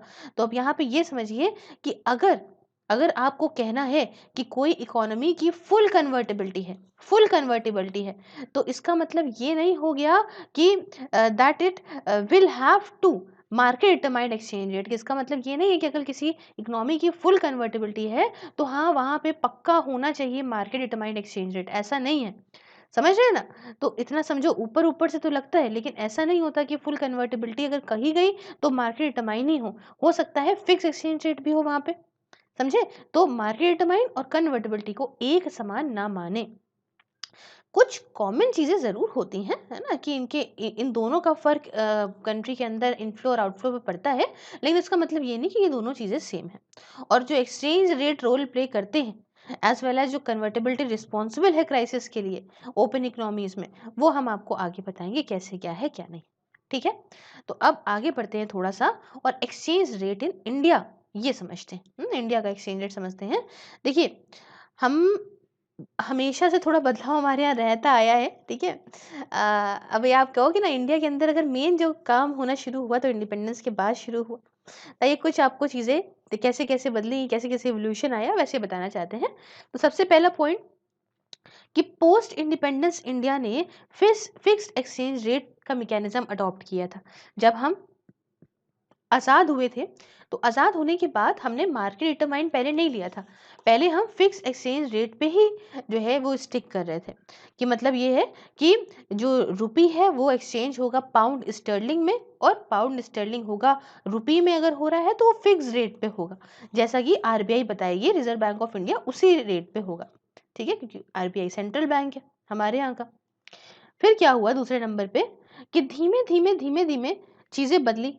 ठीक है, और ट्रेड हम करने लगे, है ना, धीमे धीमे ट्रेड तो हम करने लगे। इवन हालांकि थोड़ा रेस्ट्रिक्टिव कर रहे थे, बहुत ज्यादा नहीं कर रहे थे ट्रेड पैटर्न जो है, लेकिन हम अपना ट्रेड वगैरह बढ़ा रहे थे। तो इसके साथ RBI ने भी बदलाव लाया, और अब RBI ने स्विच करा बास्केट ऑफ करेंसीज में, है ना। अब यहाँ अलग अलग करेंसी आने लगी ना, लेकिन फिक्स एक्सचेंज रेट का सिस्टम अभी भी चल रहा था। और एक्सचेंज रेट कौन डिटरमाइन कर रहा था, ये बताने वाले थे RBI भैया अपने, रिजर्व बैंक ऑफ इंडिया हमारा सेंट्रल बैंक है। अब तीसरे नंबर पे क्या हुआ, कि धीमे धीमे जैसे जैसे US डॉलर की महत्वता पूरे वर्ल्ड के अंदर बढ़ने लगी, समझे, क्योंकि पाउंड स्टर्लिंग अब धीमे धीमे नीचे जाने लगा था कंपैरेटिवली टू US डॉलर। तो अब RBI ने हमारे यहाँ वक्त की नजाकत को समझते हुए वक्त के हिसाब से US डॉलर को अडॉप्ट करा as its intervention and reserve currency के। इसका मतलब ये कि जो सारी फॉरेन करेंसीज हैं इनको अब डिनोमिनेट करा जाएगा US डॉलर में, जैसे कि चाहे एक्सचेंज रेट की बात हो, है ना, ऑफिशियल स्टैटिस्टिक्स के लिए या रिपोर्टिंग के लिए, ये सब हम USD में देखेंगे। और इसलिए जो RBI है, ठीक है, उनका जो है एक्सचेंज रेट डॉलर्स के लिए था, और जो बाकी करेंसीज के रेट थे वो इसी रेट से निकल के आ रहे थे, समझे। तो डॉलर की इंपॉर्टेंस बढ़ गई थी, ये समझिए। तो जो ये पहला मार्ग था ना, कि हम जो पहले फिक्स एक्सचेंज रेट पे ही चल रहे थे, तो वो देख रहे हैं 90s तक आते आते आते आते ये थोड़ा गायब होने लगा। क्यों? क्योंकि अब हम यहाँ पे क्या होने लग गए थे, थोड़ा ओपन होने लग गए थे। और अब हमारा क्या था कि liberalised exchange rate management system के चलते यहाँ पे ये था कि भाई जो है डॉलर का एक्सचेंज जो था वो 40% था at a fix rate by RBI, जिसे हम लोग ऑफिशियल रेट कह रहे थे। मतलब समझे कि अब धीमे धीमे देख रहे हैं हम बदलाव कर रहे हैं, पहले चीजें अलग थी, अब धीमे धीमे ओपन भी करना शुरू करा। अभी देखिए जब ओपन होगी तब बिल्कुल ही बदलाव हो जाएगा। ठीक है, बदलाव होता रहा वक्त के साथ साथ। तो पहला मार्क जो ये एक्सचेंज रेट धीमे धीमे ऐसे हो रहा था ना, ये 90s में हुआ with the liberalised exchange rate management system. अब इसमें क्या था ना, ये जो liberalised exchange rate management system था, इसमें क्या था कि जो डॉलर का एक्सचेंज है ना, उसमें 40% तो फिक्स कर दिया गया था RBI के द्वारा, जिसे ऑफिशियल रेट बोल रहे थे। ठीक है, और जो बाकी का 60% था, ये एक्सचेंज करा जा सकता था एट अ मार्केट रेट, ठीक है, मार्केट रेट जो मार्केट डिटरमाइन करे, जो मार्केट के जो है बेसिस पे निकल के आए। तो इसे कह रहे थे ड्यूअल एक्सचेंज रेट। अब इसमें रेशियो क्या बन रहा है, 40:60 का, ये हो गया फिक्स, ये हो गया मार्केट डिटरमाइन। तो हमारे इंडिया के अंदर ये ऐसा बना था यहाँ पे, इसे कह रहे थे ड्यूअल एक्सचेंज रेट, ठीक है, दो तरह का एक्सचेंज रेट है। अब इसमें क्या हुआ कि धीमे धीमे धीमे धीमे यहाँ पे फॉरेन एक्सचेंज डीलर एसोसिएशन भी सेटअप हुआ इंडिया के अंदर, जिसे हम लोग FEDAI बोलते हैं, ठीक है। ये आउटसाइड द गवर्नमेंट था, to arrive a rate of USD based on demand and supply condition, कि भैया आखिरकार क्या रेट रहेगा US डॉलर का, ये मार्केट के रेट पे बेस करके, कि डिमांड और सप्लाई की कंडीशन को ध्यान में रखते हुए आखिरकार मार्केट रेट क्या रहेगा USD का, ये यहाँ पे जो है देखने वेखने वाला सीन कर रहा था ये बॉडी। अब जब 90s खत्म होने लगा, तो 90s के एंड तक क्या हुआ कि भाई चीजें ओपन हो चुकी थी, चीजें बदल चुकी थी। तो आरबीआई ने कहा कि अब हम ये ऑफिशियल रेट वाला हिसाब किताब खत्म कर देते हैं, जो हमारा 40% फिक्स वाला सीन था उसे खत्म कर देते हैं, और सिर्फ यहाँ पे जो foreign exchange dealers association of India है, FEDAI, है ना, ये डिटरमाइन करेगा कि क्या मार्केट रेट रहेगा। और पूरी तरह से मतलब ये जो फिक्स एक्सचेंज रेट वाला सिस्टम था ना, ये पूरी तरह से खत्म कर दिया गया यहाँ पे हमारे देश के अंदर। अब देखिए जैसे जैसे क्या होने लगा, पिछले 10 सालों में आप देख रहे हैं और ज़्यादा ट्रेड रिफॉर्म्स आने लग गए हैं देश के अंदर। आगे बढ़ेगी चीज़ें, ऐसी बदलती रहेंगी, और ज़्यादा इन्फ्लो हुआ, और तो वही ये हुआ कि आरबीआई आइए और आप इंटरफेयर फिर से करिए, है ना, कि जो फॉरेन एक्सचेंज मार्केट है इसमें आइए और इंटरफेयर करिए, क्योंकि ऐसे तो बड़ा गड़बड़ सड़बड़ मामला हो जाएगा। तो इसलिए अब इसको आज की डेट में इसको managed exchange rate in India बोलते हैं, समझे। तो मतलब आप ऐसे कह लो कि market determined exchange rate system तो है ही हमारे यहाँ, लेकिन बैकडोर से आरबीआई इस पर नजर रखता है और चीजें करता है, इंटरवेन करता है, लेकिन इनडायरेक्टली, इसलिए इसको मैनेज्ड एक्सचेंज रेट बोलते हैं, ठीक है। अब हम यहाँ समझेंगे कि managed exchange rate of India आखिरकार है क्या। तो आपके सवाल दिमाग में आया होगा कि किस तरह से रिजर्व बैंक ऑफ इंडिया जो है ये इंटरवेन या इंटरफेयर करता है इस मार्केट डिटरमाइन एक्सचेंज रेट में। तो ये पूरा कुछ समझने से पहले आपको पहले ये यहाँ पे समझना होगा कि किस तरह से जो एक्सचेंज रेट है वो मार्केट डिटरमाइन होते हैं। इतना तो मैंने आपको समझा दिया कि भाई डिमांड और सप्लाई पे डिपेंड कर रहा है, ठीक है, इतना तो आप भी समझ गए होंगे, लेकिन किस तरह से, समझे। तो इसे ही कहते हैं दैट जो मार्केट मैकेनिक्स है, जनरल में इसे यही कहते हैं मार्केट मैकेनिक्स, ठीक है। इसमें क्या होता है, डिमांड सप्लाई जो होती है, डिमांड और सप्लाई होती है, उसे कहते हैं मार्केट फोर्सेस। समझो क्यों मार्केट फोर्सेस बोल रहे हैं, क्योंकि डिमांड और सप्लाई के बेसिस पे ही तो यहाँ पे मार्केट रेट डिटरमाइन हो रहा है ना फॉरेन करेंसी का, इसलिए इनको मार्केट फोर्सेस बोलते हैं। इसीलिए मार्केट फोर्सेस बोलते हैं क्योंकि अच्छा खासा फोर्स इनका चल रहा है, ऐसे रिलेट करके आप देख सकते हैं। अब बात आती है कि कौन लोग ऐसे होते हैं, who are the people who demand US dollar और any foreign currency in India. अब ऐसे कौन लोग हैं जो हमारे देश के डिमांड और सप्लाई की मैं बात कर रही हूँ, फिर गौर समझिएगा कि मार्केट डिटरमाइंड जो एक्सचेंज रेट है, ये डिमांड और सप्लाई यहाँ पे डिसाइड कर रही है, ठीक है, यही तो डिसाइड कर रही है ना क्या करेंसी एक्सचेंज रेट रहेगा। तो आखिरकार डिमांड की जब हम बात करें तो कौन ऐसे लोग हैं जो US डॉलर की डिमांड कर रहे हैं हमारे देश के अंदर, US डॉलर की या कोई भी फॉरेन करेंसी की डिमांड जो हमारे देश के अंदर कर रहे हैं, वो आखिरकार कौन लोग हैं। ये लोग हैं इम्पोर्टर्स। कौन है, ये हैं इम्पोर्टर्स। अब आप कहोगे कैसे, क्यों, क्योंकि भैया इनको सामान मंगाना है बाहर की कंट्री से, और सामान मंगाने के लिए इनको उसी कंट्री की होम करेंसी में, या जो भी उस कंट्री ने जो भी करेंसी में पैसा मंगा है, उस पर्टिकुलर पैसे को इनको देना पड़ेगा। अब हो सकता है कि वो रुपीस ना हो। मान लो कि सपोज एक्स एक कंपनी है और ए नाम का एक इम्पोर्टर है, इसने एक्स नाम की कंट्री से, कंपनी कह रही हूँ सॉरी, कंट्री से कुछ सामान मंगवाया, ठीक है, इंपोर्ट करवाया, और एक्स नाम की इस कंट्री ने बोला कि मैं तो डॉलर में ही पैसा लूंगी। हम्म, तो यहाँ पे इंपोर्टर के पास तो रुपीस है, तो क्या करेगा, ये एक्सचेंज करवाने के लिए जाएगा और कहेगा भैया रुपीस ले लो और मुझे डॉलर दे दो। तो इसका मतलब इसी ने तो डिमांड करी ना। तो ये होते हैं लोग, इंपोर्टर्स होते हैं जो डिमांड करते हैं फॉरेन करेंसी की हमारे देश के अंदर। या तो फिर आउटवर्ड टूरिज्म, मतलब समझो आप जा रहे हैं US घूमने के लिए, तो आप क्या करेंगे, वहां पे जाके रुपी तो चलाएंगे नहीं, आपको उस पर्टिकुलर कंट्री की करेंसी चाहिए। तो अब आप गए और आपने डॉलर के बदले एक्सचेंज करना चाहा, आपको डॉलर चाहिए, तो आप डिमांड जनरेट कर रहे हो, समझे? फिर ओवरसीज़ सेल्स प्रमोशन, ये चीज़ें हैं, जो चीज़ें बाहर हो रही है, या आपका गवर्नमेंट या those going abroad for education, जो बाहर जा रहे हैं पढ़ने के लिए, उनको पैसे की ज़रूरत है उस पर्टिकुलर करेंसी की, या फिर कोई हेल्थ पर्पज़ के लिए जा रहे हैं, कोई इलाज करवाना है, तो उस पर्टिकुलर कंट्री की करेंसी की ज़रूरत है। तो ये सब लोग जो हैं वो, ऐसे बहुत सारे लोग हैं, ये लोग जो है वो डिमांड क्रिएट करते हैं हमारे देश के अंदर फॉरेन करेंसी की। और यही कि आप एक वक़्त तक आप यही कह लो कि यही डिमांड हो गई ना, और भई यूएस डॉलर की तो ख़ासकर अच्छी खासी। तो ये होती है डिमांड कैसे जनरेट हो रही। अब आप कहोगे ठीक है, डिमांड जनरेट हो गई, आप बिल्कुल सही कह रही हैं। तो अब बात ये आती है कि किस तरह से ये डिमांड और एक्सचेंज रेट आपस में रिलेटेड है। मैंने आपको बताया कि डिमांड जो है वो कौन जनरेट करता है, ये तो हमने समझ लिया। लेकिन अब इसका एक्सचेंज रेट के साथ क्या ताल्लुकात है उसे समझते हैं। देखिए, अगर ज़्यादा रुपीस ऑफ़र करे जा रहे हैं किसी डॉलर को पाने के लिए, तो ऑब्वियस सी बात है कि डिमांड कम हो जाएगी। जैसे कि मान लो ऐसे कि कोई चीज़ महँगी है, तो क्या कोई आप महँगी चीज़ जल्दी खरीदते हो? नहीं खरीदते हो, उस महँगी चीज़ की डिमांड कम होती है। डायमंड की ही एग्ज़ाम्पल ले लो, तो क्या मतलब इसकी डिमांड बहुत ज़्यादा है? इसकी डिमांड कम हो जाती है। हर आपको क्या ऐसा तो है नहीं, सुबह जा रहे हैं मम्मी आते हैं ज़रा डायमंड लेके, है ना? तो अगर ज़्यादा रुपीस ऑफ़र करने जाने लगे कि मान लो एक्सचेंज रेट ऐसा हो जाए कि $1 ₹120 का हो जाए, तो डॉलर इंसान कम लेना पसंद करेगा। तो डिमांड क्या हो जाएगी? कम हो जाएगी। तो लोग ऐसा समझेंगे ना कि ये तो बहुत महँगा है $1 पाना, और इससे क्या होगा कि डिमांड धीमे-धीमे, धीमे-धीमे उसकी दूसरी करेंसीज़ के कंपैरिज़न में कम हो जाएगी। क्लियर?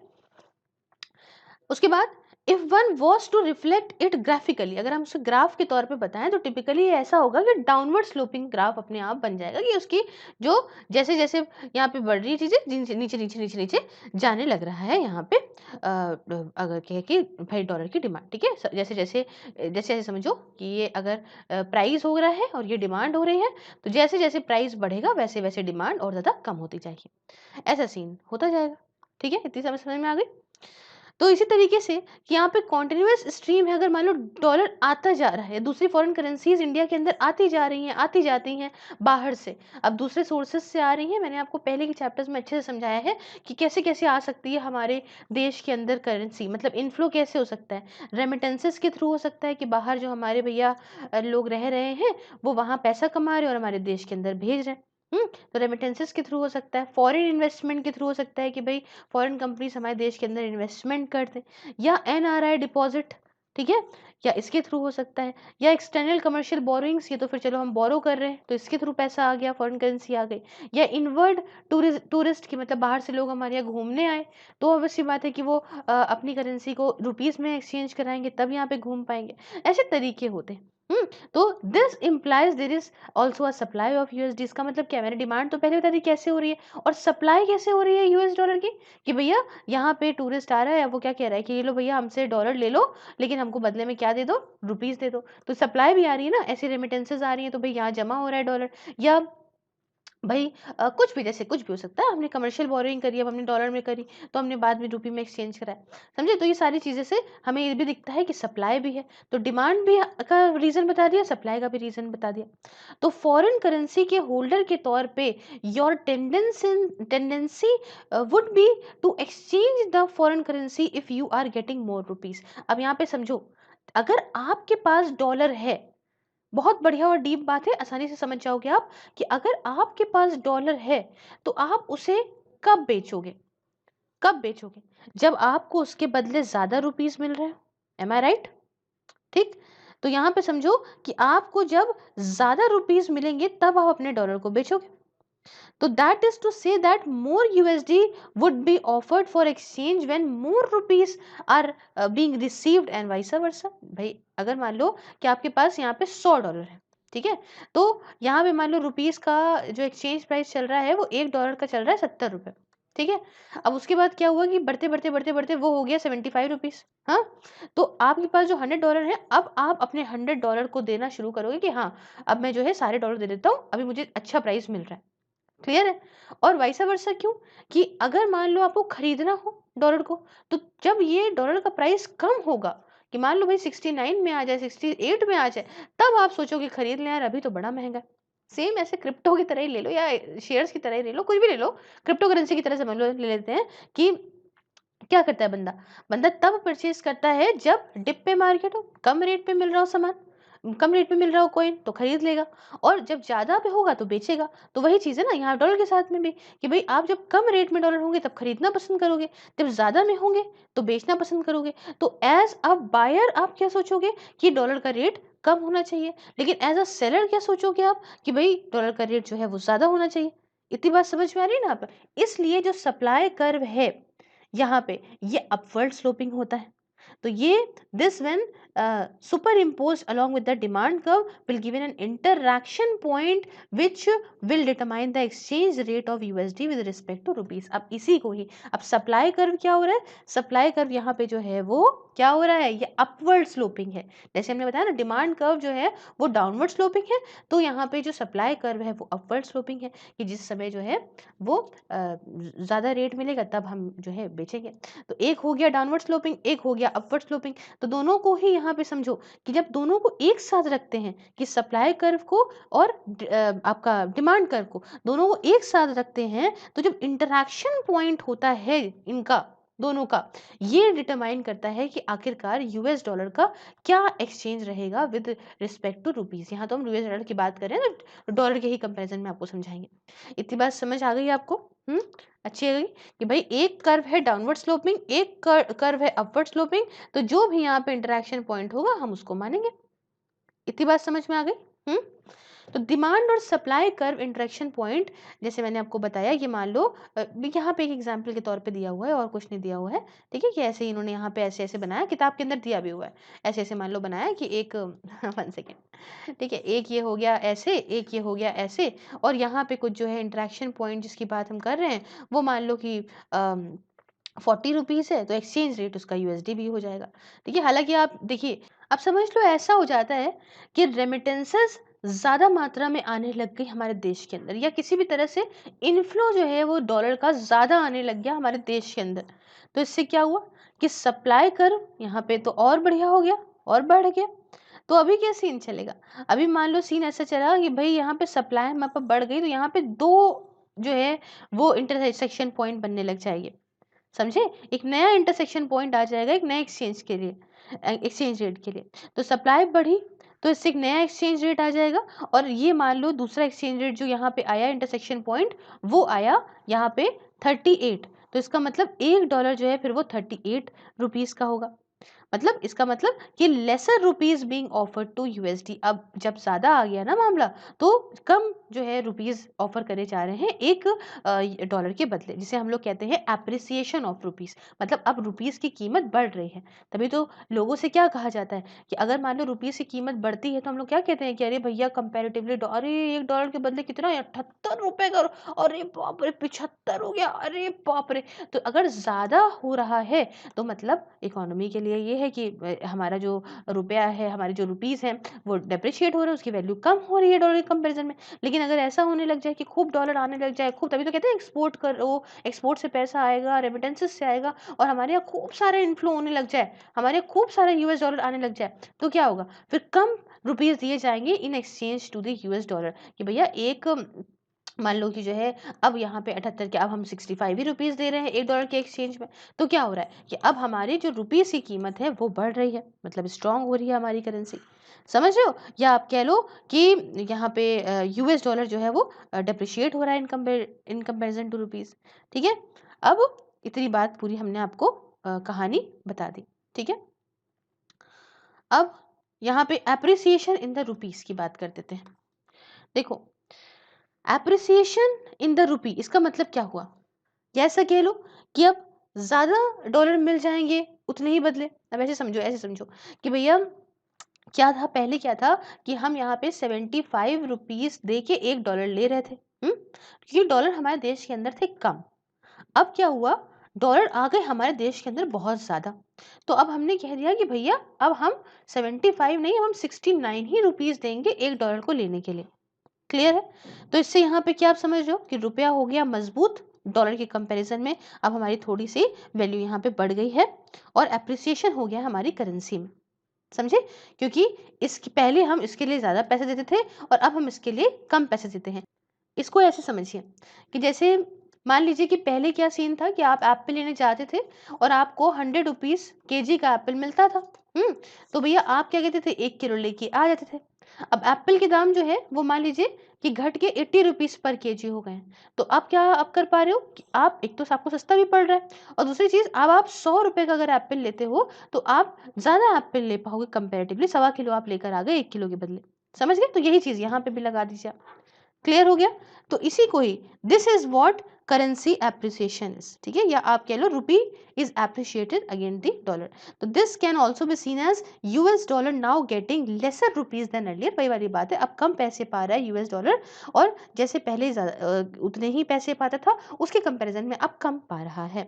तो इसको ही बोलते हैं डेप्रिसिएशन ऑफ द करेंसी। अब डॉलर के लिए डेप्रिसिएशन है, हमारे लिए तो एप्रिसिएशन है, मतलब हमारी बढ़ोतरी। एप्रिसिएशन का मतलब क्या होता है? एप्रिसिएशन का मतलब होता है कि जब कोई चीज़ का बढ़ना, वैल्यू का बढ़ जाना, और डेप्रिसिएशन का मतलब क्या होता है कि वैल्यू का घट जाना। तो रुपये का तो ये एप्रिसिएशन है, लेकिन डॉलर के लिए क्या है? ये डेप्रिसिएशन है। तो ये है कुछ इसकी कहानी। तो एप्रिसिएशन और डेप्रिसिएशन ये कोई भी मतलब ये अलग नहीं है, बट हमेशा आप ले लो एक दूसरे के चलते रहते हैं। क्यों? क्योंकि एक को घाटा हो रहा है तो एक को प्रॉफिट हो रहा है। तो ऐसा नहीं है कि एप्रिसिएशन का टर्म यूज कर रहे हैं तो करेंसी एक्सचेंज रेट में सिर्फ एप्रिसिएशन का ही यूज करते रहेंगे, या डेप्रिसिएशन का यूज कर रहे हैं तो सिर्फ डेप्रिसिएशन का ही यूज करते रहेंगे। इसका कोई मतलब नहीं होता है। इसका मतलब देखिए, दोनों ही टर्म को हम यूज करते रहते हैं कि एक मान लीजिए अगर रुपी का एप्रिसिएशन हो गया तो डॉलर का डेप्रिसिएशन हो गया, या डॉलर का एप्रिसिएशन हो गया तो रुपये का डेप्रिसिएशन हो गया। दोनों टर्म एक दूसरे के साथ चला करते हैं। अगर हम ये बात कहें कि भाई इतना हमने भाई समझा दिया आपको, ठीक है। अब यहाँ पे कि एक्सपोर्ट का इम्पैक्ट क्या पड़ेगा, अगर इंडिया से मान लीजिए एक्सपोर्ट करा जा रहा है तो क्या इम्पैक्ट पड़ेगा, ये सवाल जो है उसका जवाब मैं दूंगी कि देखो भाई, अगर यहाँ पे रुपी एप्रिशिएट कर गया, अब रुपये की बढ़िया कीमत हो रही है, ठीक है, तो इसका एप्रिसिएशन इंडिया के एक्सपोर्ट पे भी पड़ेगा। इसका असर जो है, इसके एप्रिसिएशन का असर इंडिया के एक्सपोर्ट पे भी पड़ेगा। क्यों? क्योंकि अब यहाँ पे जो चीज़ें इंटरनेशनल मार्केट में बिक रही थी, ठीक है, हमारे द्वारा बेची जा रही थी, वो थोड़ी सी महंगी हो जाएंगी और हमारा एक्सपोर्ट प्राइस जो है वो अनकॉम्पिटिटिव हो जाएगा, जिसकी वजह से एक्सपोर्ट की वैल्यू कम हो जाएगी। पहले समझो, इस तरह से समझाती हूँ कि यहाँ पे सीन क्या है कि मान लो पहले जो है जो रुपीस था वो 75 रुपीस पड़ रहा था $1 के लिए। तो जब इंटरनेशनल मार्केट में हम एक्सपोर्ट कर रहे थे तो लोग कहते थे कि भाई सस्ता है, कोई बात नहीं, सस्ता है, ज़्यादा डॉलर दे देते थे और ठीक है चलो आओ सामान मंगवा लेते हैं इनके यहाँ से, इनके यहाँ सस्ता पड़ रहा है। लेकिन चूंकि अब क्या हुआ कि अब हमारा घट के जो है वो 69 जो है रुपीस का $1 पड़ने लगा, तो इसका मतलब क्या हुआ कि जो हमने अपने यहाँ सामान बेच रहे हैं इंटरनेशनल मार्केट में, अब वो महंगा हो गया। अब वो महंगा हो गया तो कंट्रीज कहेंगे अरे छोड़ो यार, इनके से कौन मंगवाए, तो महंगा पड़ रहा है। तो इससे क्या होता है कि यहाँ पे एक्सपोर्ट फिर कम हो जाएगा, क्योंकि आपकी वहाँ पे डिमांड कम होने लगेगी, आपके प्राइस जो है वो अनकॉम्पिटिटिव हो जाएंगे इंटरनेशनल मार्केट में। इतनी बात समझ आई? तो अगर करेंसी अप्रिशिएट करती है तो इसका एडवर्स इफेक्ट देखने को मिलता है एक्सपोर्ट के ऊपर। इसी तरह से इंपोर्ट जो है वो सस्ता पड़ने लगेगा, क्योंकि अब आपको अगर मान लीजिए आप डॉलर में पेमेंट कर रहे हैं तो आपको अब कंपैरेटिवली कम डॉलर देने पड़ेंगे, क्योंकि आपका रुपये जो है वो मजबूत हो गया है। अब देख रहे हैं कहीं ना कहीं चलता रहता है। क्लियर है ना? तो इससे क्या हो रहा है कि इससे यहाँ पे करेंट अकाउंट डेफिसिट भी यहाँ पे बढ़ रहा है। ऑब्वियस सी बात है कि एक्सपोर्ट हो नहीं पा रहा है, इम्पोर्ट हुआ चला जा रहा है। तो ये इसलिए ये वजह बनती है हमारी रिजर्व बैंक ऑफ इंडिया के लिए कि आओ भाई आप जो है इंटरफेयर करो, और जो एप्रिसिएशन हो रहा है ना रुपये का, इसे थोड़ा सा प्रिवेंट करो, इस पर रोको, ताकि प्राइस की कॉम्पिटिटिवनेस बरकरार रहे इंडियन एक्सपोर्ट में, और करंट अकाउंट डेफिसिट पे भी आप ध्यान रखो। इसलिए यहाँ पे रिजर्व बैंक ऑफ इंडिया का रोल जो है इम्पोर्टेंट हो जाता है। अब आप बोलोगे ठीक है रूल इंपॉर्टेंट हो गया, लेकिन आखिरकार किस तरह से आरबीआई इंटरफेयर करती है? भाई इंटरफेयर कर रही है ठीक है, लेकिन किस तरह से कर रही है? तो आरबीआई क्या करती है मालूम है? आरबीआई जो है वो यूएस डॉलर को परचेस करने लगती है मार्केट से, ठीक है। यहाँ आर्टिफिशियल डिमांड बनाती है, क्रिएट करती है यूएस डॉलर के लिए, और जो एक्सेस डॉलर होते हैं उसे वो इकोनॉमी से परचेस करके अब्जॉर्व कर लेती है, और फिर से एक्सचेंज रेट वही हो जाता है, ठीक है, जैसा कि यूएस डॉलर की ज़्यादा सप्लाई से पहले था। मैंने आपको क्या बताया कि जब डॉलर हमारी इकोनॉमी के अंदर ज़्यादा आ जाएंगे, समझ रहे हो ना, ज़्यादा आ जाएंगे, तभी तो हमारा जो रुपी है वो मजबूत हो जाएगा ना। पहले लोग 75 रुपीज़ दे रहे थे, एग्जाम्पल दे रही हूँ $1 के लिए, अब डॉलर जब ज़्यादा आ गए तो क्या होने लगा कि 69 रुपीज़ देने लग गए 1 डॉलर के लिए, तो तभी तो मजबूत हुआ जब डॉलर ज़्यादा आ गए। तो आरबीआई यही काम करती है कि जो एक्स्ट्रा डॉलर आ गए हैं एक्सेस वाले, उनको वो किसी तरह से आर्टिफिशियल डिमांड क्रिएट करके और एब्जॉर्व कर लेती है। तो फिर से डॉलर नॉर्मल हो गए और फिर से यहाँ पे जो एक्सचेंज रेट था वो बरकरार हो गया जैसे कि पहले था। समझे? लेकिन एक उल्टी चीज़ भी है, एक फ्लिप साइड भी, दूसरी तरफ भी आपको दिखाना चाहूँगी कि कोई भी एक्ट ऑफ परचेज़ डॉलर का जो आरबीआई करती है, उससे क्या होता है कि यहाँ पे रुपी भी तो निकलता है सिस्टम में और ज़्यादा लिक्विडिटी होने की वजह से इन्फ्लेशन हो जाता है। अब यहाँ पे समझो बहुत इंटरेस्टिंग है, बहुत बहुत इंटरेस्टिंग चीज़ है, स्टेप बाय स्टेप समझते चलिएगा। अब देखो, यहाँ पे आरबीआई ने एक्स्ट्रा डॉलर तो ले लिए, एक्स्ट्रा डॉलर तो ले लिए, ठीक है?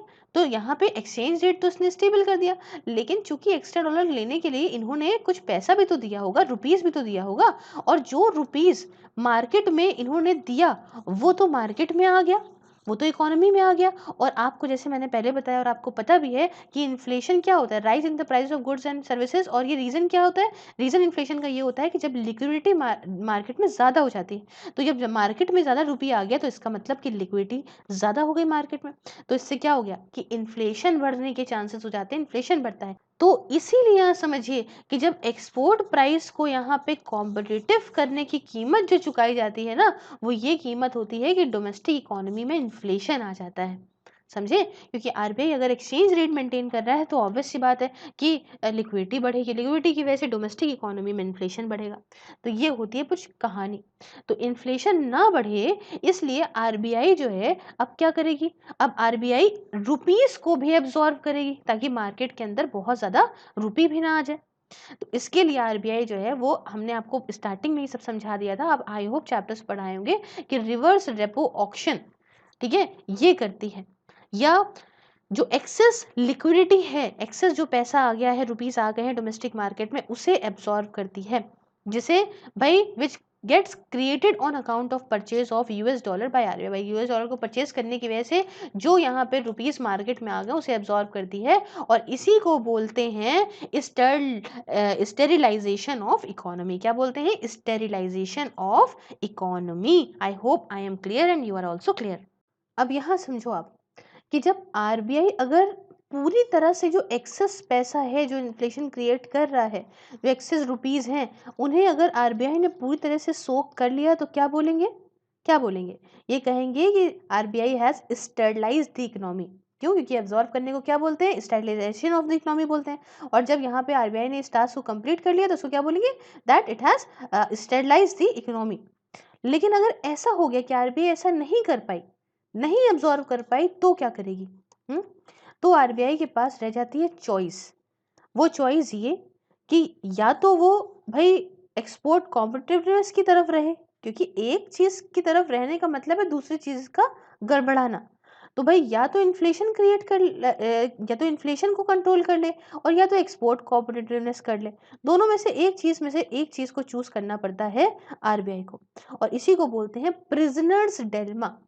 किसको? भैया कैदी का डिलेमा कि भैया ये गफलत में फंसा हुआ है आरबीआई कि आखिरकार क्या चूज करें क्या ना करें। समझ गए हो? एक चीज तो मैनेज हो सकती है, जब दोनों नहीं हो सकती मैनेज एक साथ तो क्या कहेंगे? प्रिजनर्स डिलेमा में फंस गई आरबीआई। अब आगे बढ़े और चीजें बताएं। देखिए एक दूसरा तरीका भी है इसको इंटरफेयर करने का आरबीआई का इसके अंदर, वो ये है कि जो इनफ्लो आते हैं ना देश के अंदर, इनफ्लो होते हैं शॉर्ट टर्म इनफ्लो जो होते हैं, इनको थोड़ा सा डिस्करेज कर दो, क्योंकि ज़्यादा डॉलर आ रहा है तभी तो दिक्कत आ रही है ना। तो शॉर्ट टर्म इनफ्लो को डिस्करेज कर दो। कैसे? टॉबिन टैक्स लगा के। कौन सा टैक्स? Tobin tax. और टॉबिन टैक्स के बारे में हमने पिछले चैप्टर्स में बात भी करी है, समझाया बहुत अच्छे से, तो यहाँ मैं टाइम नहीं वेस्ट करूंगी। क्लियर? तो टॉबिन टैक्स लगा दो, लेकिन दिक्कत क्या है इस टैक्स के साथ में? दिक्कत ये है कि हर तरह के इनफ्लो, जो भी इनफ्लो आ रहे हैं देश के अंदर, ये सब पे लगेगा। ये अपनी मर्जी से आप नहीं लगा सकते कि इस पे लगा देंगे इस पे नहीं लगाएंगे, तो ये एक दिक्कत है। इसका मतलब समझे कि that is what is meant by intervention of RBI. ये होता है आरबीआई का इंटरवेंशन जो मैंने आपको बताया एक मार्केट ड्रिवन एक्सचेंज रेट में, और इसी इंटरवेंशन के साथ हमारी इकोनॉमी क्या बन जाती है? मैनेज्ड एक्सचेंज रेट यहाँ पे हम फॉलो करने लग जाते हैं। ठीक, कि मार्केट एक्सचेंज रेट के साथ में जब आरबीआई का इस तरह का इंटरवेंशन होता है तो उसे बोलते हैं managed exchange rate. I hope I am totally clear and you are also clear. ठीक है, अब यहाँ पे देखिए कुछ एक बढ़िया बात आपको आगे बताने वाली हूँ कि भाई क्या जो मैनेज्ड एक्सचेंज रेट सही है मार्केट डिटरमाइंड एक्सचेंज रेट के साथ में? क्या ये बढ़िया बैठता है? यहाँ पे आप समझिएगा, बहुत इंटरेस्टिंग और बहुत डीप बात यहाँ कह रहे हैं। देखिए, मार्केट डिटरमाइंड एक्सचेंज रेट का क्या कॉन्सेप्ट है? यही तो कॉन्सेप्ट है ना कि एक्सचेंज रेट पूरा मार्केट पे छोड़ दिया गया है, सेंट्रल बैंक के लेवल के एकदम अलग है, मार्केट ही यहाँ पर डिटरमाइन करेगी क्या एक्सचेंज रेट रहेगा। तो भाई मार्केट में जैसे ऊपर नीचे होता है उस हिसाब से एक्सचेंज रेट भी वैरी करता रहेगा, फ्लक्चुएट करता रहेगा, और वही एक्सचेंज रेट इकोनॉमी एक्सेप्ट करेगी जो मार्केट डिटरमाइन करेगी। समझे? लेकिन आप यहाँ पे देखिए कि जो एक्सचेंज रेट है ना, उसे आप हमेशा बड़े लेवल पे देखोगे, मैक्रो लेवल पे देखोगे। मैक्रो माइक्रो मैंने समझाया क्या है। क्यों? क्योंकि सिर्फ और सिर्फ हम एक्सपोर्ट ही थोड़ी ना कर रहे हैं। समझे? एक्सपोर्ट जो है वो तो आप समझ लो एक पूरी इकोनॉमी का एक पार्ट है, और वो 20% से ज़्यादा जीडीपी में कोई कंट्रीब्यूट तो कर नहीं रहा है। तो अगर सिर्फ हम एक्सपोर्ट में को ध्यान रखते वक्त मतलब एक्सपोर्ट को ध्यान में रखते हुए अगर हम मार्केट डिटरमाइन एक्सचेंज रेट पे चीज़ें छोड़ देंगे तो वो तो एक्सपोर्ट में फ़ायदा और नुकसान का समझ में आएगा। बाकी सारी इकोनॉमी में तो इन्फ्लेशन हो गया, हिल गया, मामला गड़बड़ा गया, कुछ भी हो सकता है। ठीक है, कुछ भी हो सकता है। तो इसलिए यहाँ पे भाई हमें हर चीज़ को देख के चलना है, हमें माइक्रो मैनेजमेंट करना है। इसलिए ये आपका मैनेज जो एक्सचेंज रेट है ये एक बढ़िया कॉन्सेप्ट है।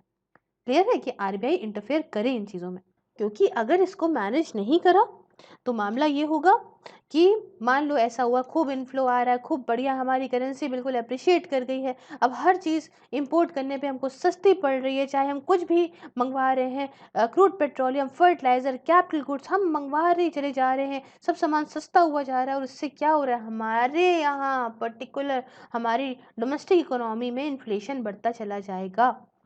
और अगर हम एक्सपोर्ट के सेक्शन में देखें, इंपोर्ट तो हमने बताया सस्ता हो गया, बहुत ज़्यादा आने लग गया।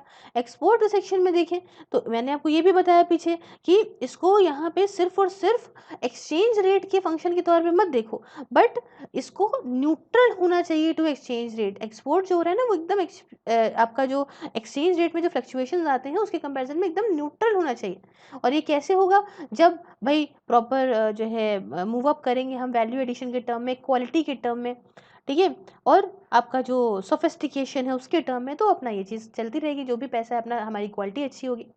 और सबसे इम्पोर्टेंट बात ये कि एक्सपोर्ट प्रमोशन जो ओपन पॉलिसी का पार्ट है वो ये है कि भाई हम ग्लोबल कॉम्पिटिटिवनेस पाएँ, लॉन्ग टर्म हमारी ग्रोथ होनी चाहिए एक्सपोर्ट में, जिसके लिए जो प्राइस कॉम्पिटिटिवनेस है वो बहुत ज़रूरी है, but not a sufficient condition. मेरी एक चीज़ बात समझिएगा कि हम क्या चाहते हैं, हम चाहते हैं कि हम एक्सपोर्ट करते रहें, लॉन्ग टर्म में चलें, हम बढ़ते चले जाएं धीमे धीमे धीमे धीमे, और हमारी ग्रोथ हो जाए एक्सपोर्ट के अंदर। लेकिन इसके लिए ज़रूरी क्या है कि प्राइस कॉम्पिटिटिवनेस होना बहुत ज़रूरी है, जो कि मैंने आपको बताया किस तरीके से क्या मैनेज होता है मार्केट के अंदर। समझे? तो सबको ध्यान में रखना है, एक्सपोर्ट एक्सपोर्टर सबको ध्यान में रखना है कि एक्सचेंज रेट को बिल्कुल सोच समझ ही चलें। कुछ ऊपर नीचे मार्केट डिटरमाइंड एक्सचेंज रेट तो ऊपर नीचे होता रहता है, फ्लक्चुएट होता रहता है। तो ये बात ध्यान रखनी है कि भैया देखो एक्सपोर्ट भी करना है और बदलाव के हिसाब से चीज़ों को भी ध्यान अकाउंटेड रख के चलना है। ठीक है, तो इंटरवेंशन की बजाय इंडिया को क्या करना चाहिए, इंडिया को यहाँ पे मार्केट्स को देखना चाहिए अदर देन डॉलर डोमिनेटेड। देखो ऐसी मार्केट्स को इंडिया देखे जो डॉलर डोमिनेटेड ना हो, जहाँ पे जो पैसा दे रही है इंपोर्ट के लिए या एक्सपोर्ट के लिए ये डॉलर में ना जाता हो।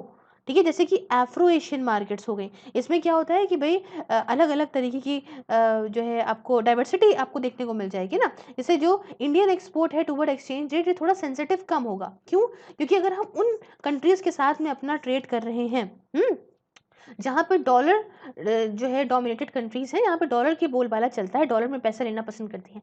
तो इसमें क्या होगा कि डॉलर की ही कीमत के हिसाब से हम अपने यहाँ का एक्सचेंज रेट या हमारा रुपए की कीमत डिसाइड होगी, और बहुत ज़्यादा फ्लक्चुएट होता रहेगा कि डॉलर हल्का सा हिला तो हम तो पूरे हिल गए।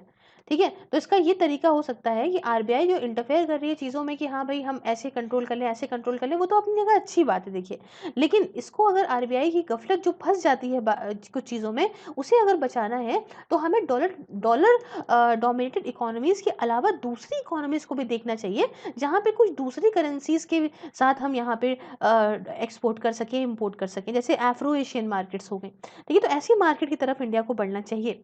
और जैसे इसमें क्या होगा कि हम वहाँ पे अगर हमारी और ज़्यादा करेंसी और मजबूत होगी, तो ऐसी मार्केट्स में जो दूसरी हैं, जो डॉलर डोमिनेटेड नहीं है, वहाँ पे हमारी करेंसी जो है और मजबूत हो जाएगी, तो लॉन्ग टर्म में हमारे लिए अच्छा होगा। तो भाई क्या करे सरकार? अगर भारतीय सरकार जो है वो ये जो फ्लक्चुएशंस हो रहे हैं इससे कंफर्टेबल नहीं है, हम्म या कि भाई हमारे एक्सपोर्ट जो है वो हमेशा प्राइस सेंसिटिव रहे, इससे कंफर्टेबल नहीं है, तो भाई मार्केट डिटरमाइंड जो एक्सचेंज रेट है ये हमारा गलत डिसीजन होगा अगर हम इस बेसिस पे चले तो। समझे? अच्छा ये हो सकता है कि हम fixed exchange rate, pegged exchange rate जैसे चाइना है वैसा कर लें। तो अब बात ये आती है कि क्या जो आरबीआई है उसका जो इंटरवेंशन है क्या ये जस्टिफाइड है? ठीक है, ये तो नहीं है। ये हम क्या पता लगा रहे हैं कि भाई ये हमारे लिए एक तरह से गड़बड़ का कारण हो सकता है। तो एक तरह से कंक्लूजन क्या निकल के आता है कि आरबीआई टोटली, इसका जो इंटरवेंशन है वो टोटली अनजस्टिफाइड है मार्केट डिटरमाइंड एक्सचेंज रेट में। और इकलौता जस्टिफिकेशन ये बैठता है कि मान लीजिए जो भाई शॉर्ट टर्म इनफ्लो होते हैं ना, हमने क्या कहा था कि आरबीआई शॉर्ट टर्म इनफ्लो पे टैक्स वैक्स लगा के थोड़ा बहुत उसको कंट्रोल कर सकता है। तो शॉर्ट टर्म जो रिवर्सिबल या एक पोर्टफोलियो इन्वेस्टमेंट जानते हैं ना, फॉरेन पोर्टफोलियो इन्वेस्टमेंट वगैरह, तो इन सब को थोड़ा भले यहाँ पे मैनेज कर ले। समझ रहे हो ना इस बात को आप कि भाई यहाँ पे इम्बैलेंस ना हो, करेक्ट कर ले, कुछ वक्त तक के लिए कर ले, वो भी शॉर्ट टर्म वाले को। समझे? तो सिर्फ इतना आरबीआई काम करेगा। तो ये भी एकदम मैटर ऑफ लास्ट रिजॉर्ट होना चाहिए, जब कुछ नहीं हो रहा है, एक्सेप्शनल सर्कमस्टेंसेस है, नहीं हो रहा है, डिस्टेबलाइज हो गई है डोमेस्टिक इकोनॉमी, इतना ज़्यादा एसेट बबल क्रिएट हो गए हैं, स्पेकुलेशन इकोनॉमी के अंदर इतना बढ़ गए हैं, तो इस तरह से जो ऐसी तरीका होता है मैनेज करने का एक्सचेंज रेट को, ये आपका ड्यूरिंग लेट 2010 में देखने को मिला था। बहुत सारे इकोनॉमी से इसमें, जैसे कि आपका ब्राज़ील में देखने को मिला था, साउथ कोरिया में मिला था, रशिया में मिला था, जापान वगैरह में भी यहाँ पे करेंसी वॉर बहुत तेज़ी में जो है वो बढ़ गई थी, करेंसी वॉर होने लगी थी। इसमें हर एक इकोनॉमी जो है कोशिश कर रही थी अपना एक्सचेंज रेट मेंटेन करना, ताकि भाई अपनी एक्सपोर्ट कॉम्पिटिटिवनेस को वो बरकरार कर सके, क्योंकि कैपिटल इन्फ्लोज़ बढ़ गए थे। समझ रहे हैं ना क्या कर रही थी? क्योंकि उस समय 2010 में क्या हो रहा था, हर एक कंट्री ऐसा करने लग गई थी कि अपने अपने एक्सचेंज रेट को मेंटेन करने लग गई थी ग्लोबल मार्केट में कॉम्पिटिटिवनेस बरकरार रखने के लिए। तो एक करेंसी वॉर एकदम छिड़ गई थी उस वक़्त। तो ऐसी जो करेंसी वॉर्स होती है ना, ये खुद को ही बर्बाद कर लेती है, सेल्फ डिस्ट्रक्टिव होती है नेचर में। और इंडिया, भाई अगर हम कहें तो इंडिया को यहाँ पे थोड़ा-सा ये एक्सचेंज रेट को मैनेज करने से रिलेटेड थोड़ा अपने आप को रोकना चाहिए। जिससे क्या होगा भाई, दूसरी इकोनॉमीज भी ठीक रहेंगी, इम्प्लीकेशन नहीं होगी ये करेंसी वॉर की। अगर इंटरफेरेंस नहीं होगा तो हर एक इकोनॉमी यहाँ पे, इसको ये बात समझनी बहुत ज़रूरी है, हर इकोनॉमी को समझने की बात ज़रूरी है कि जो फंडामेंटल्स हों एक्सपोर्ट को इंक्रीज करने के, which is triggered by being price competitive in a short run but will not provide for long term global competitiveness. अब यहाँ पे समझिएगा एक बात, हर इकोनॉमी ये समझ ले कि जो बेसिक फंडामेंटल है अपने एक्सपोर्ट को बढ़ाने का, है ना, वो यहाँ पे प्राइस कॉम्पिटिटिवनेस जो कि शॉर्ट टर्म से होता है उसमें बढ़ता है, बट लेकिन यहाँ पे लॉन्ग टर्म ग्लोबल कॉम्पिटिटिवनेस बरकरार नहीं रह पाता। और दूसरा जो मार्केट डिटरमाइंड एक्सचेंज रेट है, ये हमेशा से ही वेरिएबल रहेगा, आप जानते हैं उसमें तो बदलाव होता रहता है, फ्लक्चुएट होता रहता है। और एक्सपोर्ट जो है वो यहाँ पे नहीं रोक सकती चीज़ें, है ना, ये एक्सचेंज रेट के बेसिस पे नहीं चीज़ें हो सकती, लंबे वक़्त तक नहीं आप कर सकते हो। समझे? But it will have to establish their standing in the export market for their long term sustainability beyond exchange rate. अब एक्सचेंज रेट से ज़्यादा भी और चीज़ें हैं, हमें सस्टेनेबिलिटी बना के रखनी है। तो इन सब चीज़ों को ध्यान में रखना है कि भई क्या आरबीआई के इंटरफेयर करने से कितना फ़ायदा हो रहा है, क्या नहीं हो रहा है, क्या मार्केट डिटरमाइन किस इकोनॉमी को जो है वो करना चाहिए, किसको नहीं करना चाहिए, ये सारे कुछ इसके अंदर बताया। उसके बाद नेक्स्ट टॉपिक जो हम पढ़ेंगे वो पढ़ेंगे डेप्रिसिएशन एंड डीवैल्यूएशन का। अब देखिए, एक तरफ तो अभी तक हम क्या समझ रहे थे कि किसी देश के अंदर कैपिटल आ गया बहुत ज़्यादा, मतलब कैपिटल इनफ्लो हुआ, जिस वजह से उस देश की जो करेंसी थी, होम करेंसी, वो स्ट्रेंथन हुई और उसका इफेक्ट कैसे पड़ा एक्सपोर्ट के ऊपर। ये हमने जान लिया था कि एक्सपोर्ट पे जहाँ पे उसका नेगेटिव इफेक्ट पड़ता है। तो एक सिचुएशन तो ये होती है, लेकिन दूसरी एक और दिक्कत भी तो है कि इनफ्लो की बजाय कैपिटल आउटफ्लो अगर हो जाए तब? हुँ? इतना कुछ हो जाए कि सडन स्पर्ट हो जाए इस डिमांड में, मतलब एकदम से डिमांड बढ़ जाए। अभी तक तो ये है इनफ्लो हो गया तो डिमांड यहाँ पे कम हो गई है ना? लेकिन अब अगर ऐसा हो जाए कि डिमांड बहुत ज़्यादा यहाँ पे शूट कर जाए और आउटफ्लो हो जाए यहाँ पे कैपिटल का, तो आप क्या करोगे? एग्ज़ाम्पल समझाती हूँ पहले मैं कि डॉलर या कोई भी ऐसी फॉरेन करेंसी के रिगार्डिंग अगर ऐसा हो तो कंप्लीटली ये ऑपोज़िट चीज़ है। जब रूपी यहाँ पे एप्रिशिएट करे on account of inflow, inflow का अकाउंट तो मैंने आपको बताया क्या होता है, और मान लीजिए ऐसे केस में डिमांड जो डॉलर की है वो इतनी ज़्यादा हो जाए कि इनफ्लो जितना नहीं हो रहा है, कि मतलब आमदनी अठन्नी खर्चा रुपया, ऐसा नहीं, मतलब डॉलर आ रहे हैं मान लो 10 और डिमांड आपकी इकोनॉमी के अंदर $18 की हो गई, तो क्या होगा? अब क्या होगा? बात ये हो जाएगी कि जिसके पास ज़्यादा पैसा होगा वो खरीदने के चक्कर में और पैसा ऑफ़र करेगा। तो इसका मतलब $1 के लिए देखिए सारे कॉन्सेप्ट आपस में जुड़े हुए हैं, ठीक है? चाहे वो आपका इन्फ्लेशन का कॉन्सेप्ट हो, चाहे इसका कॉन्सेप्ट हो कि मान लो $10 है इकोनॉमी के अंदर और माँग है वहाँ पे $18 की, तो क्या होगा? ऑब्वियस सी बात है कि इन डॉलर्स के दाम बहुत बढ़ जाएँगे क्योंकि यहाँ पे डिमांड ज़्यादा है सप्लाई से, समझे?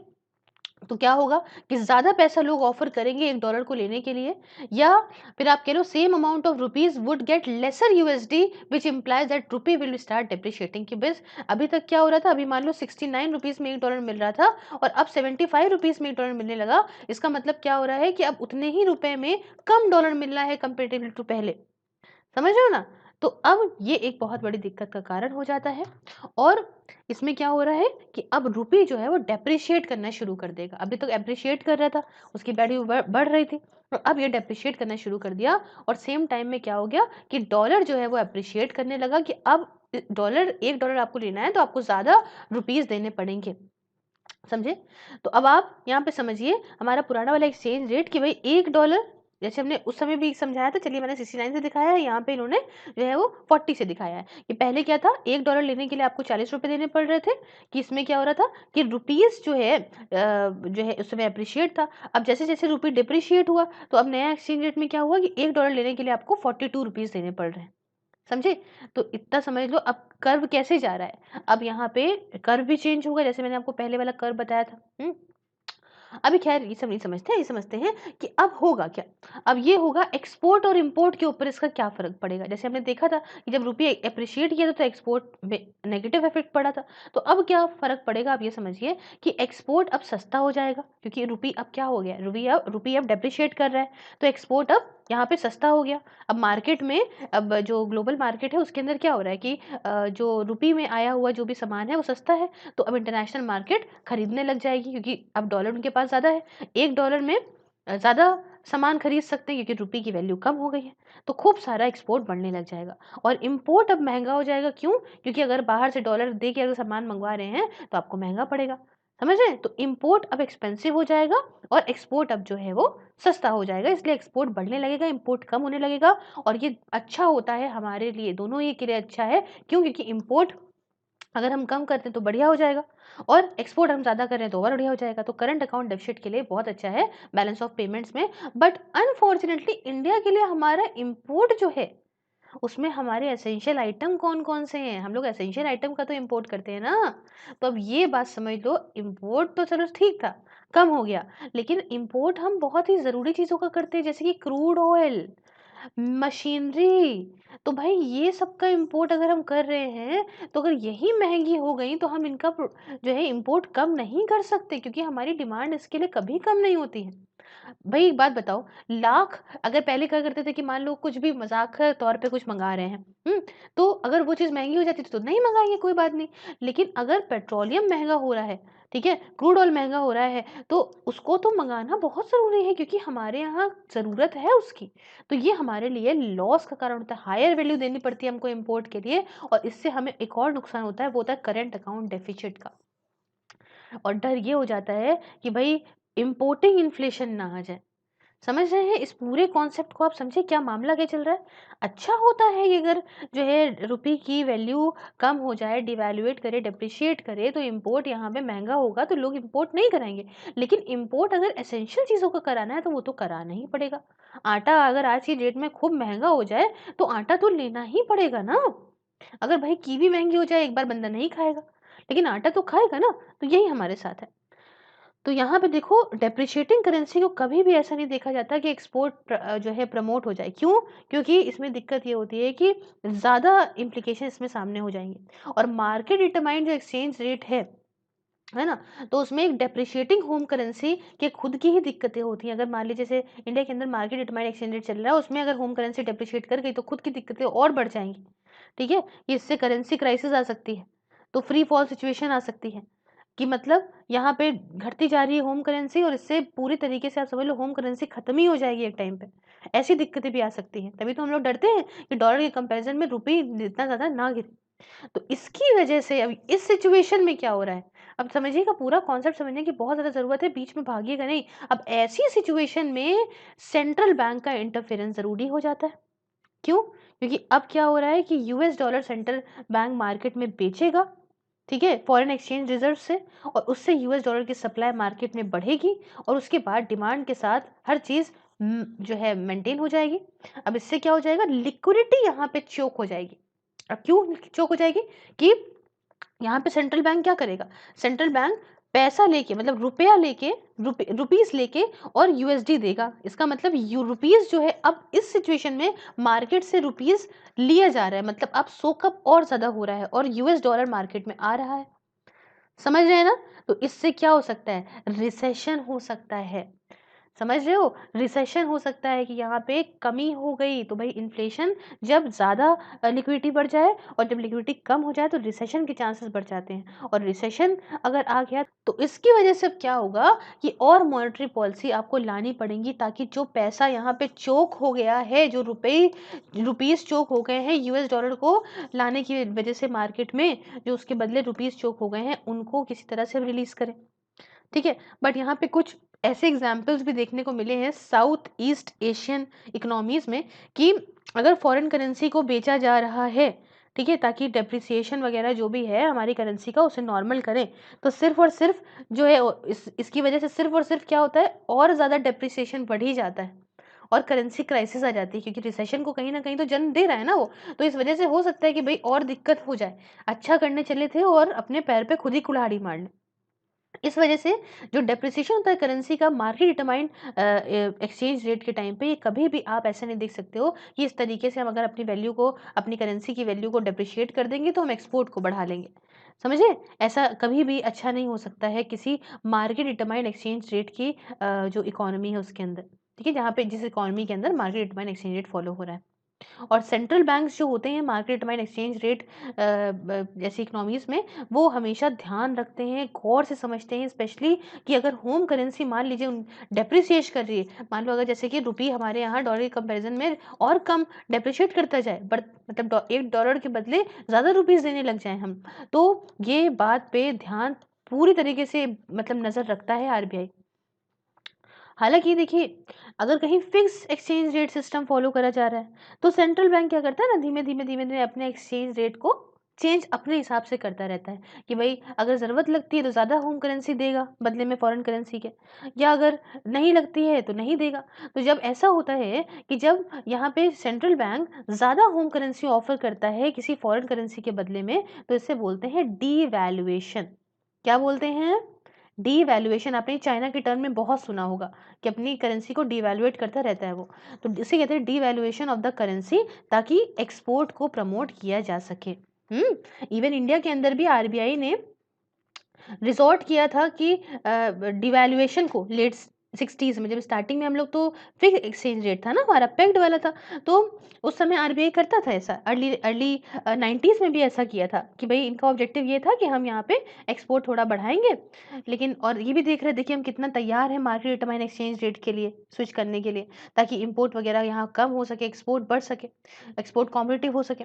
तो इसलिए जो डीवैल्यूएशन है ठीक है? जो डीवैल्यूएशन है, ये डेलिब्रेटेड है by the central bank under a fixed और पेग्ड एक्सचेंज रेट। अगर मान लीजिए कोई इकोनॉमी फिक्स्ड या पेग्ड एक्सचेंज रेट में डील कर रही है चीज़ों को, तो अगर डिवैल्यूएशन कर रहा है वहाँ का सेंट्रल बैंक तो वहाँ पे ठीक है। लेकिन अगर डेप्रिसिएशन यहाँ पे मार्केट डिटरमाइन एक्सचेंज रेट में हो जाता है, एक तो पेग्ड होता है, एक तो मार्केट होता है, तो यहाँ दोनों ही चीज़ में समझ लीजिए कि अगर यहाँ पे पेग्ड, ऐसे ले आती हूँ ज़्यादा सही है, अगर मान लीजिए यहाँ पे पेग्ड या फिर फिक्स्ड एक्सचेंज रेट चल रहा है, ऐसी इकोनॉमीज के लिए फायदेमंद होता है कि वो डिवैल्यूएशन करें, डिवैल्यूएशन करें, ताकि जो है उनका जो एक्सपोर्ट है वो बढ़ा सकें। लेकिन अगर मान लीजिए कि ऐसी मार्केट डिटरमाइंड एक्सचेंज रेट चल रहा है, तो ये कब यहाँ पे डेप्रिसिएशन कब करा जाएगा, डेप्रिसिएशन कब होगा, ये डेप्रिसिएशन तब होगा भाई जब डिमांड जो की है वो बढ़ जाए और आउटफ्लो बहुत ज़्यादा होने लगे फॉरेन करेंसी का देश के अंदर से, और इनफ्लोज कम हो जाए, तब ऐसी सिचुएशन में डेप्रिसिएशन होता है। तो ये कुछ कहानी हमने बहुत अच्छे से आपको समझाई डेप्रिसिएशन एंड डिवैल्यूएशन की। कोई दिक्कत कोई परेशानी लगे तो मुझसे कमेंट बॉक्स में पूछिएगा, मैं लाइव में बताऊंगी, हर एक चीज़ को बहुत अच्छे से आपको एक्सप्लेन कर दूंगी, आप परेशान मत होइएगा। Thank you so much for watching. Do like the video. If you like the video, share it with your friends. Subscribe your channel Sirfayas. And if you want to watch these videos on Facebook, just like the way Sirfayas. Also follow us on Instagram. It is amazing. Just watch our page, and all the link are in description box for all social medias. Also, you can join my membership and enjoy the various perks. Thank you so much. Have a wonderful day. Take care.